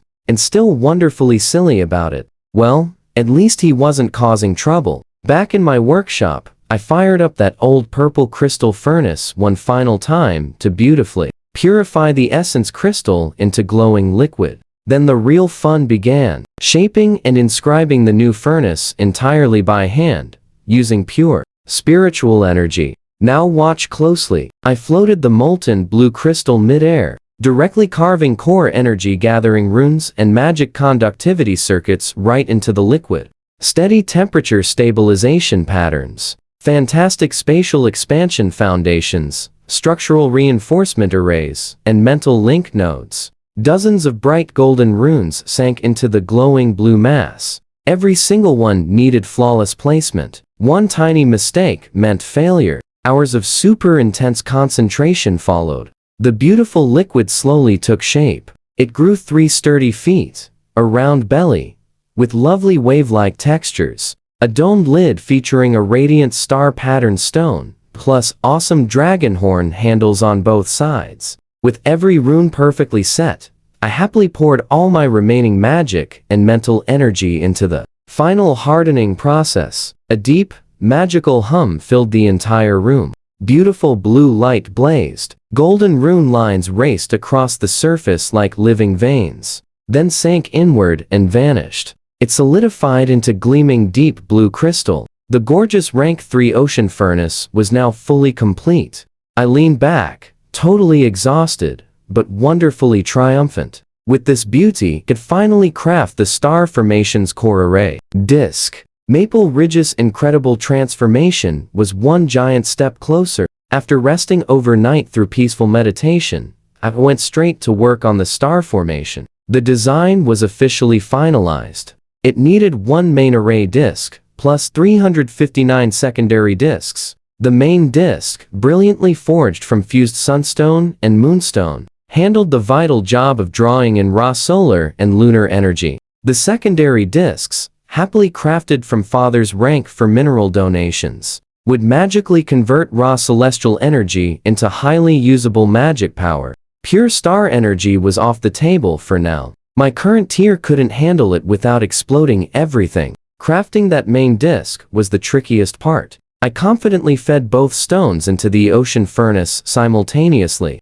You feel the tension, right? Solar heat and lunar cold violently clashed inside, screaming and shaking the entire furnace. I bravely held on, using maximum spiritual force for half a day, carefully guiding those wild opposing energies to grind against each other. They finally found perfect balance, merging into a gorgeous, swirling gold and silver liquid. Then I expertly carved the core rune arrays directly into the molten material. Brilliant celestial energy attraction, power routing, tribute harmonization, spatial anchoring, and a mental control link. Once the last rune locked, the liquid collapsed inward and solidified into a palm-sized disc shaped like a yin-yang symbol. Gold and silver perfectly intertwined. The sun-moonwheel main array disc of the star formation. Done. The remaining 359 secondary discs were much simpler by comparison. Same exact process, but with standardized energy conversion runes, repetitive work, lower difficulty. I set a brisk pace of 10 per day. My routine became mechanical. Wake, happily float barefoot to the workshop on a cloud spell, fire up the furnace, purify minerals, shape discs, carve runes, and seal in jade boxes. You have to admire that, right? Low energy, float to bed, meditate, float back, and repeat. No shoes, zero walking, absolutely no wasted motion. 1 month of pure grind later, all 359 secondary discs stacked perfectly in jade boxes right beside the core. You and I are about to witness something epic. Maple Ridge is finally getting its new magical heart. 3 sleepless days later, I was pumping magic into all 360 discs through the network. They lit up perfectly, exactly like tiny, brilliant stars on a glowing map. Calvin's knights then buried them across the entire territory at exact coordinates. The sun moon wheel went deep under the castle, the rest fanning out through Maple Town and beyond. Activation day. Floating up to the highest tower, I gripped the sun moon wheel tight and unleashed that final ignition pulse. Secondary discs began waking up one by one, sparking faster and faster in a wild chain reaction around me. Sunlight started bending, literally flowing right toward our castle like water finding a drain. The sky over Maple Ridge dimmed as the formation absorbed solar energy from miles around. When that final disc activated, the entire world went completely pitch black for 2 whole heartbeats. Here's where it gets wild. A massive pillar of concentrated gold and silver celestial energy crashed down directly onto me. I was nearly toast. That massive energy strike would have vaporized me in an instant. Pure survival instinct took over. I blasted my cloud spell to max power and launched myself sideways like a cannonball. The pillar slammed right where I was just standing. It shook the whole castle, blasting tiles off the tower, and sent me tumbling through the air from the massive shockwave. I hung there, heart pounding, totally convinced. I was almost turned to dust. That was the closest call I ever had since arriving in this magical world. Slowly, the pillar faded. The energy condensed into a stable, glowing gold and silver vortex hovering above the wheel. Floating back carefully, I touched the disc with shaking fingers and felt it. Pure, warm, incredibly vast magic rushing right into me. Perfect solar warmth and lunar calm blended together, fully healing my shaken body and spirit. I seriously couldn't hold it back. A villainous cackle escaped me before I caught myself, slapping a hand over my mouth with a burning red face. The formation was alive and working perfectly. 360 nodes breathing underground, converting celestial energy into magic. Still ramping up, but already making way more amazing power than anything I have ever built. Once it hits max capacity, total output will be thousands of times greater than now. Floating back to my room, I hugged the sun moon wheel like a giant teddy bear, connecting to the entire network through my spiritual sense. Every node pulsing, every circuit accelerating. The system was finally learning to breathe on its own. Maple Ridge finally had its true heart. 2 weeks later, the star formation exceeded all expectations. Magic concentration inside the castle got absurdly dense, thick enough to feel every breath, and strong enough to easily sustain 10 rank for mages. Even normal garden plants started growing like magic herbs, and special magical moss randomly appeared in the castle wall cracks. But huge success brought a wild problem. The existing rank 3 gathering arrays just couldn't contain all this massive energy. We both saw this coming, right? Excess magic leaked toward the forests, acting like a giant beacon for every local monster. I sensed low-level creatures gathering near the forest edges. But instead of panicking, I saw opportunity. Monster meat equals magic food for our territory. Plus, their hides, bones, and claws were absolutely perfect materials for magic scrolls, enchanted armor, and cool bone weapons. The monster invasion was basically a free delivery of rare crafting materials. Still, passive overflow needed active management. The best fix: absorb excess magic right into massive farming operations. I quickly designed 10 combination array fields, pairing rank 2 gathering arrays with rank 2 5-element cultivation arrays, making totally self-contained magical farmland zones. 3 hot days of furnace work produced all 20 magic array sets. Just half a day of flying around barefoot on clouds got them all perfectly installed and activated. Across the flatlands near our castle, 9 entire fields went straight to mass producing. The 5 rank 1 night training plants. The last field was strictly reserved for 7 rare rank 2 varieties. Small amounts, but strategically vital as our future seed stock. And right in the castle's most guarded garden spot, near the core, I personally planted 3 ultra-precious rank 3 moonlight flower seeds. They're the absolute key ingredient for spirit-enhancing potions. The new magic fields glowed beautifully under their strong barriers. Farmers walked in awestruck, planting seeds into soil that practically hummed with wild energy. Growth rates would be totally explosive. I sat on a garden rock, bare feet dangling, just watching the western forest. That magical leak was still pulling creatures closer. Their restless hunger actually pulls through my spiritual sense, exactly like distant, pounding drum beats. I just smiled. Trust me, we're ready. Come on in, little material packages. Maple Ridge has plenty of room in our warehouses. Let's dive right into this. 10 magic farms helped a bit, but the star formation unleashed way more energy than the territory could possibly handle. That extra energy spilled right into the woods, pulling creepy monsters closer every single day. The old rank 3 arrays held steady,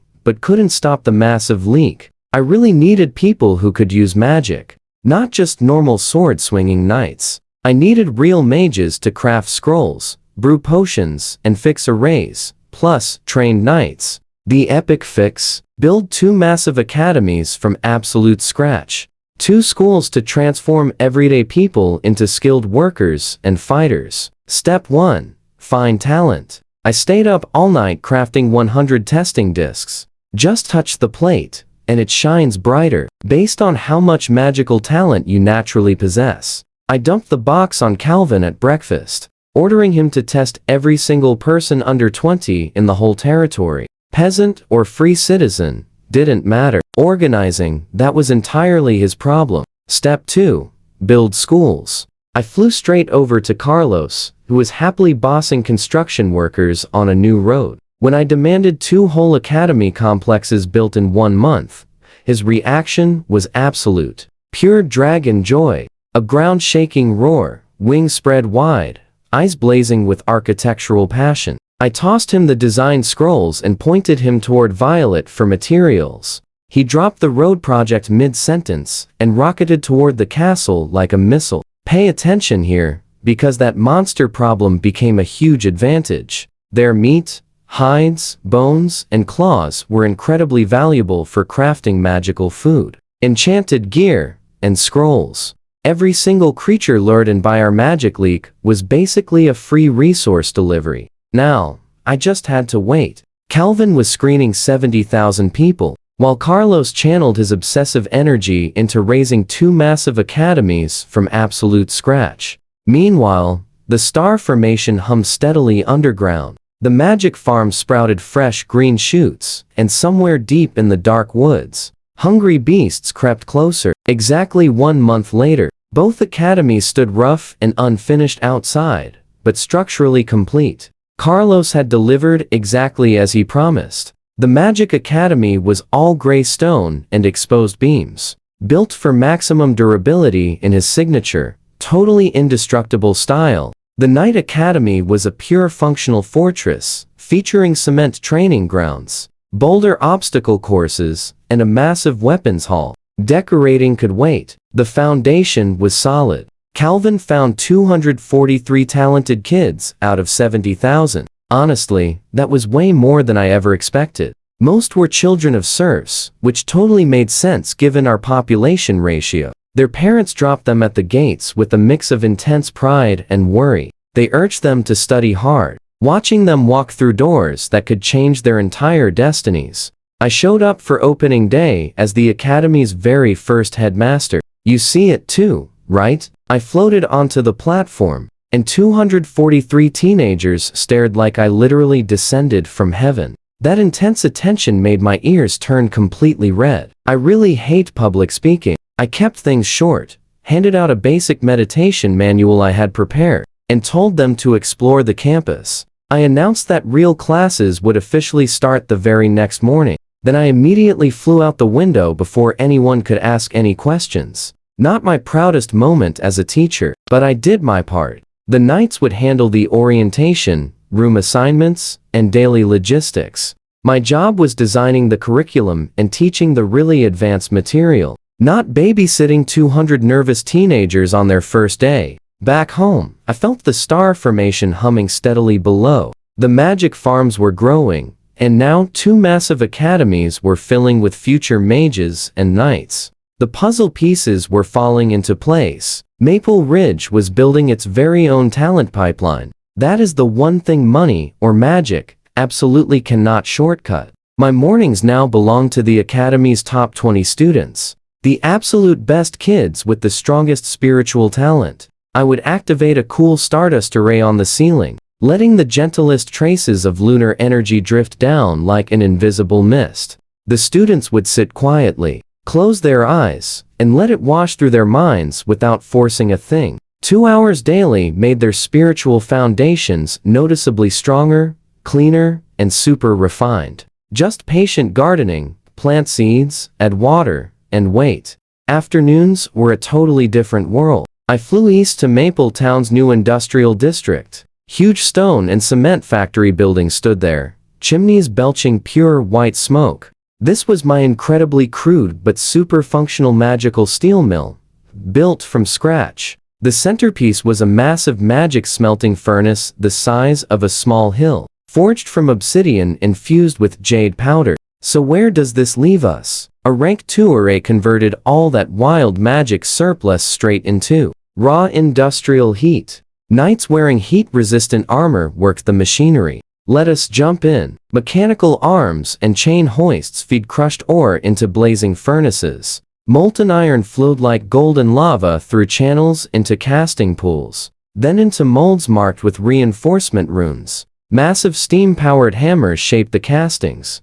Wind magic polishing stations smoothed the surfaces perfectly. The whole operation was loud, blazing hot, and super primitive by modern standards. But it totally worked. Magic provided the energy source, knights handled the heavy labor, and runes ensured top quality at critical points. A wild, magical industrial revolution in miniature. That rising magic tide was actually boosting output way beyond expectations. The furnace gathering array pulled in so much ambient energy that core temperatures were pushing toward rank 2 levels, even though the equipment was only rated for rank 1. Insane! A free performance upgrade, thanks to whatever cosmic event was flooding the world with magic. Teaching mornings, inspecting factories every afternoon. Meanwhile, Academy students were finally learning to sense magic for the very first time. Just a few buildings away, knights poured molten steel into molds. 2 halves of Maple Ridge's future, being built simultaneously. Knowledge and industry side by side. The star formation magic overflow was doing exactly what he predicted, drawing dangerous monsters straight from the deep forests. Kobold scouts, ratmen, swarms and goblin raiding parties were hitting the outer villages, mostly just nuisance-level threats. But 7 goblin attacks on villages in a single month meant things were getting worse. Pay attention here. Rank 3 predators had not shown up yet, but they were absolutely coming. The Cloud Water Veil defense array kept the core territory safe. Monsters could not penetrate the barrier around the castle, town, farms, and bustling factories. Only those outer villages were left exposed. He assigned 200 knights to permanent patrol and extermination duty along the forest edges. Their orders? Kill small groups on sight, retreat, and call for backup if they spot anything over 50 strong or rank 3. As for the inevitable big gathering of monsters, he would handle that personally when the time came. One perfectly placed meteor strike into a monster horde would solve things. His next major priority was energy storage. The magic steel mill ran on a rank 2 gathering array, pulling ambient magic in real time, but the supply fluctuated with the natural rhythm of the magic tide. He desperately needed a way to stockpile magic for peak demand. Basically manufacturing magic crystals. The gift of 100 rank 3 crystals gave him the perfect reference template. He started deductions on a formation that could compress free-floating magic right into solid rank 1 crystals. Reverse engineering the rank 3 sample. He simplified the energy structure, finding the perfect compression threshold. A massive challenge, but achievable. While walking through the castle garden to clear his head, he noticed something he had forgotten about. That branch from the Tree of Life he stole from his father's vault. He stuck it in a garden corner months ago and completely ignored it. It looked completely gone. Dry, cracked bark, no roots, no growth. You and I both thought it was gone, right? But scanning with max spiritual sensitivity, deep inside the driest fiber, he found a tiny trace. Not life exactly, but the memory of life. A seed-like dormancy so deep it looked like it was gone. Not completely gone yet, maybe. He told the gardener to prepare special soil around it. Moonlight flower compost mixed with earth vein amethyst powder, watered daily with pure lake water. A long shot, but if that branch ever woke up, it would be worth way more than everything else in Maple Ridge combined. Then he headed back to the tower to keep pushing hard on that magic crystal formation. The pieces were falling into place slowly, but unmistakably. But the monster situation escalated fast. Within 2 weeks, the forest edges went from scattered nuisances to a massive infestation. Kobolds and ratmen multiplied wildly. Goblins raided villages constantly. And now, dangerous predators were arriving. Wolf packs and leopards, drawn by the magic and the prey. Rich environment. He ordered all outer village residents evacuated inside the cloud water veil barrier before anyone got hurt. The unharvested crops left behind became perfect bait. Goblins were absolutely the worst. 0 females in their species. They reproduce entirely by capturing females of other races. Their offspring are always goblins, and newborns consume their own mothers when food runs short. A truly vile, disgusting species. Though one grotesque detail had major economic value. Their parts sold to nobles as aphrodisiacs at surprisingly high prices. The chaos attracted a different kind of creature, human adventurers and eager mercenaries. They poured into Maple Town, paying hefty entry and hunting license fees, eager to farm goblin parts for huge profit. The town boomed with rough trade, packed taverns, weapons shops, and potion stalls. But these were mostly lawless, violent people. Friction with locals was absolutely inevitable. Calvin's night cores had grown impressively thanks to continuous pill supply. And that is where we pause. Over 300 at high rank 1, 60 hitting rank 2, plus 700 solid rank 1 mid-levels. Let's dive into this wild magic world. The 5-element battle formation was standard. 5 knights easily pinned rank 2 enemies. Group 2 or 3 formations, anyone below rank 3 fell. I deployed 40 knights on town patrol, 60 at highway checkpoints, and kept 200 guarding the forest. My rule was simple. Strike 1, warning. Strike 2, absolute exile. 0 tolerance in these desperate times. But the real magic happened in my garden. That lifeless Tree of Life branch from Father's vault. After months of special soil and daily watering, I spotted something amazing.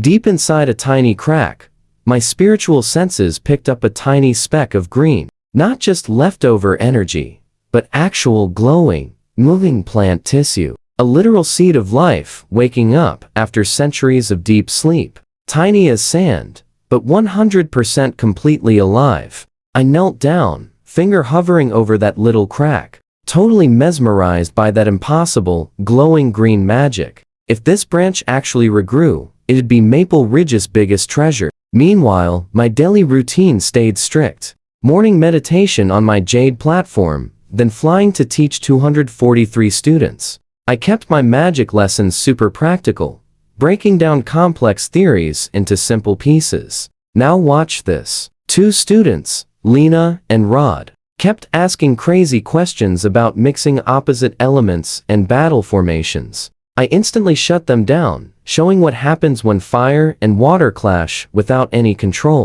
A messy explosion silenced them quickly. Afternoons meant hitting the library, boosting my deduction skills with advanced runes and material science. Every single page leveled me up. Back outside, the branch had actually sprouted. A glowing, rice-sized green bud, shining right in the beautiful sunset light. Months of careful nurturing with lake water finally made the impossible a total reality. That ancient wood was waking up.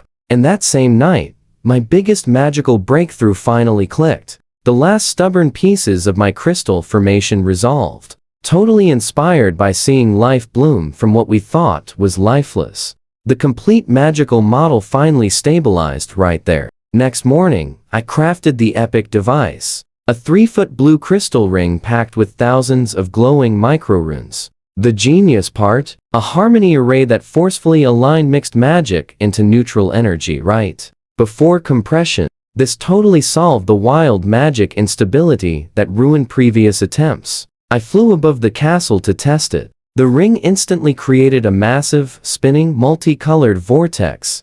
10 minutes later, an egg-sized blue crystal appeared. Success, right? Think again. My enhanced senses felt serious instability hidden inside. The harmony array was slightly too slow, catching conflicts. I tossed it away instantly. Boom! It exploded over the lake like a magical grenade, blasting water everywhere and startling the whole castle. I calmed everyone, found the exact timing flaw in the array, made a super precise micro adjustment, and fired it up again. The second crystal was absolutely perfect. Smooth, totally stable, warm, and packed with completely harmonized energy. A genuine rank 1 magic crystal made from thin air. Maple Ridge was rich, the ultimate hard currency of the entire world. Energy storage, fuel, and cultivation aids, all pulled directly from the territory's massive, overflowing ambient magic.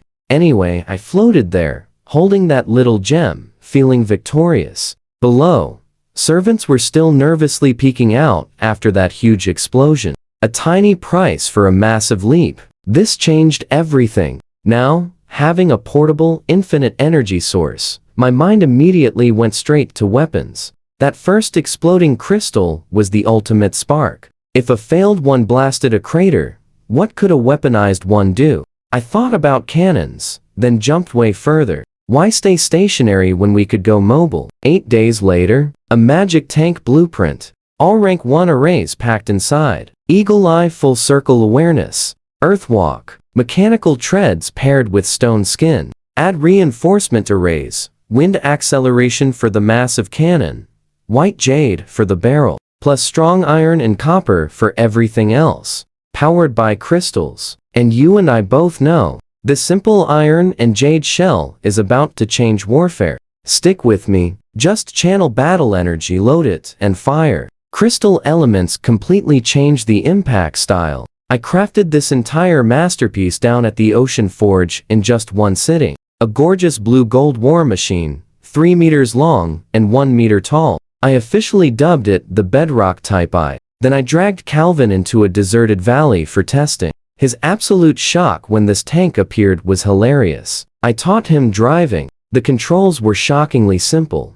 Just a few rune buttons on a jade screen with the basic radar. Our ride stayed perfectly smooth thanks to internal stabilization. Then we finally fired the cannon. Our first shell blasted a massive boulder hundreds of meters away, completely vaporizing it and leaving a huge 10-meter crater. Absolute rank to destruction from a basic rank 1 crystal. We spent all afternoon destroying the valley. Fire shells transformed bushes into raging infernos, while earth rounds split the solid ground completely open. Ice shells instantly froze a giant tree into a beautiful crystal that shattered immediately. Every single blast was unbelievably epic. Calvin, an insanely tough rank 2 knight, was literally shaking with pure excitement by the time we finished. He instantly realized this glorious machine could wipe out hundreds of basic monsters, and actually threaten elite rank 2 fighters.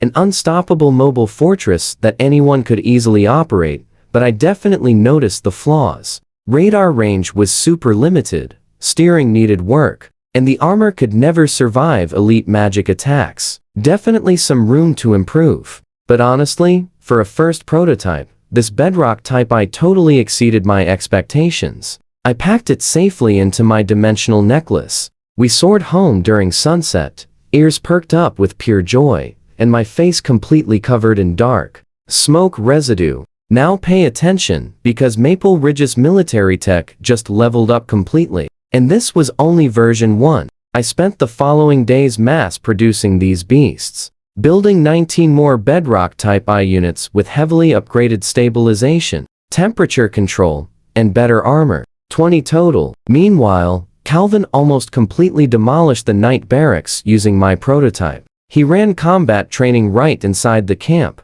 literally driving through brick walls, flattening storage sheds, and tearing massive trenches across the main parade ground. His hilarious excuse, "You said you could fix it." I immediately docked 3 months of pay from every knight involved, banishing them 30 miles away to Shattered Stone Valley so they could smash into rocks instead of my stuff. Carlos got stuck with cleanup duty, grumbling about being the ultimate handyman dragon. I also established a brand new shell production line. I crafted jade activation modules in bulk, then trained 12 maids for the super easy assembly work. Just insert the crystal, attach the module, and seal the casing. Hundreds of elemental shells rolled out every single day. 10 days of brutal valley training transformed these knights from total beginners into highly competent tank crews. They mastered terrain navigation, obstacle avoidance, tight formation driving, flanking maneuvers, and coordinated attacks. These tanks returned completely covered in massive dents, scrapes, and rock dust, but their core structures held perfectly. Several maintenance apprentices just worked overtime hammering out the bent armor plates. You know we love a good upgrade. By day 10, 20 battle-scarred blue-gold tanks sat perfectly in formation, each crewed by 5 fully hardened knights. They ran a final epic drill while I proudly watched. One tank provided cover fire behind a bowl, another flanked at top speed, while a third charged straight down a hillside. Clean, fast, and totally lethal. A wolf pack wearing steel. Calvin marched up, slammed his fist on his chest plate, and reported, "First Steel Tank Corps, 20 vehicles, 100 crew, fully combat ready, awaiting orders to crush the forest monsters." I looked at those beautifully scarred machines, those wind-burned faces, and their intensely cold, confident eyes. Those forest creatures had zero idea what was coming. Our tank corps proudly rolled out for their very first real combat mission against the northern forest monsters. 20 bedrock-type I units lined up perfectly at the forest edge and unleashed a single insanely devastating volley. Fire shells instantly turned clusters of ratmen into charcoal. Ice rounds froze charging wolf packs into shattering sculptures. Earth shells easily buried entire colonies of burrowing monsters under tons of violently churned soil. Hundreds of basic monsters completely erased in one synchronized blast. The distant mercenaries watching went totally pale. Some literally messed their pants. This definitely wasn't normal magic. This was pure, terrifying industrial extermination. Meanwhile, safely back in my room, I tried something incredibly reckless with the sacred tree branch. Remembering Ice-K novels about soul bonding with magical artifacts, I focused my vitality and dropped a single bead of life energy onto its tiny sprout. My life essence was purple. Now, another huge reminder of how deeply the dark elf transformation changed me. The absolute second my energy touched the bud, the branch came alive. It lashed out like green lightning, sparked against my fingertip, and magically burrowed straight into my arm. I literally felt it tunneling under my skin. And then, it started rapidly draining my vitality at an absolutely terrifying rate. My magic failed, and everything faded black. Trust me, you and I need to see what happens next. Stick with me here. I totally thought my energy was completely gone. But suddenly, the magical branch just pulled back into its pot, glowing greener with a faint purple tint. Then I just collapsed right onto the floor, completely exhausted, pale, and barely breathing. When I finally managed to lift my heavy arm, I discovered a tiny mark on my wrist, a little seed wrapped in leaves, drawn in deep green with purple edges.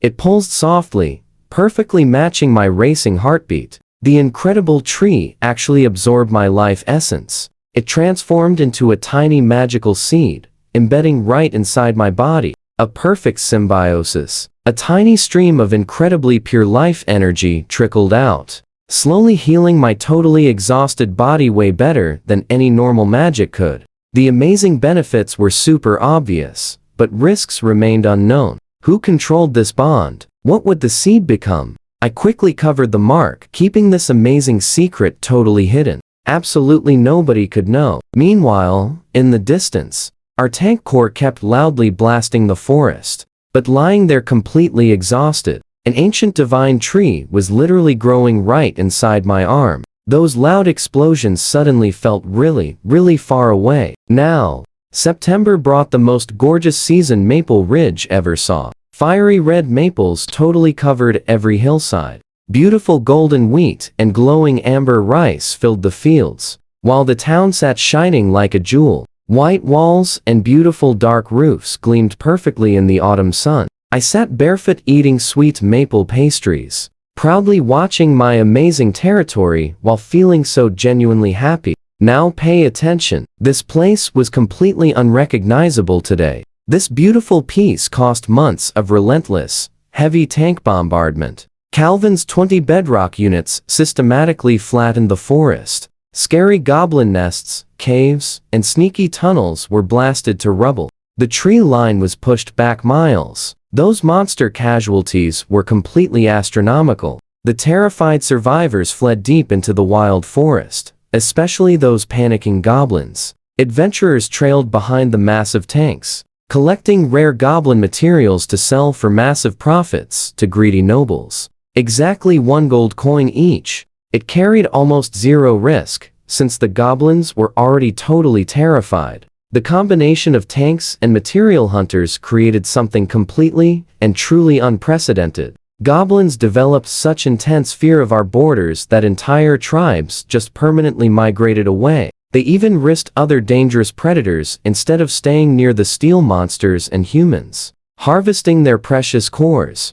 Ammunition consumption was absolutely massive, but our knights didn't care. In their extremely simple worldview, resupply was just the Lord's problem. They aimed and fired. That evening, chilling alone in my room, I fed another drop of glowing purple energy to the beautiful sprout. It completely transformed from a tiny bud into a gorgeous green leaf, edged with purple light, matching my mark. The leaf absorbed my energy instantly, literally trembling with what felt like pure, happy satisfaction. Through our cool bond, I sensed something awesome. Not thoughts, but purely instinctive warmth. You feel me, right? I tried reaching so much deeper into our amazing, magical connection. Nothing complex came back at all. Just deep silence. The sprout had absolutely no independent consciousness. Either it was just too young, or my own consciousness served as its voice. We were one single thing now. Under the bright moonlight, I watched the leaf slowly drink beautiful lunar energy alone. Whatever this cool symbiosis would eventually become, it was growing super steadily, completely fed by my energy and the magic environment I carefully built. The tank core was literally burning ammunition faster than I could ever make it. Endless forest bombardment was incredibly effective, but it was super expensive. I was absolutely stuck inside the forge, mass-producing jade modules like a drone. Such completely mind-numbing, boring repetition. Meanwhile, the star formation's magical output was dropping heavily. Our territory's cool magical advantage was shrinking, while the global magic tide just kept strengthening literally everything outside our borders. 2 massive problems needed solving: transportation and labor. For quick transport, I happily designed an awesome armored personnel carrier in just 1 day. Such a simple concept. Stretch a tank chassis, strip the turret,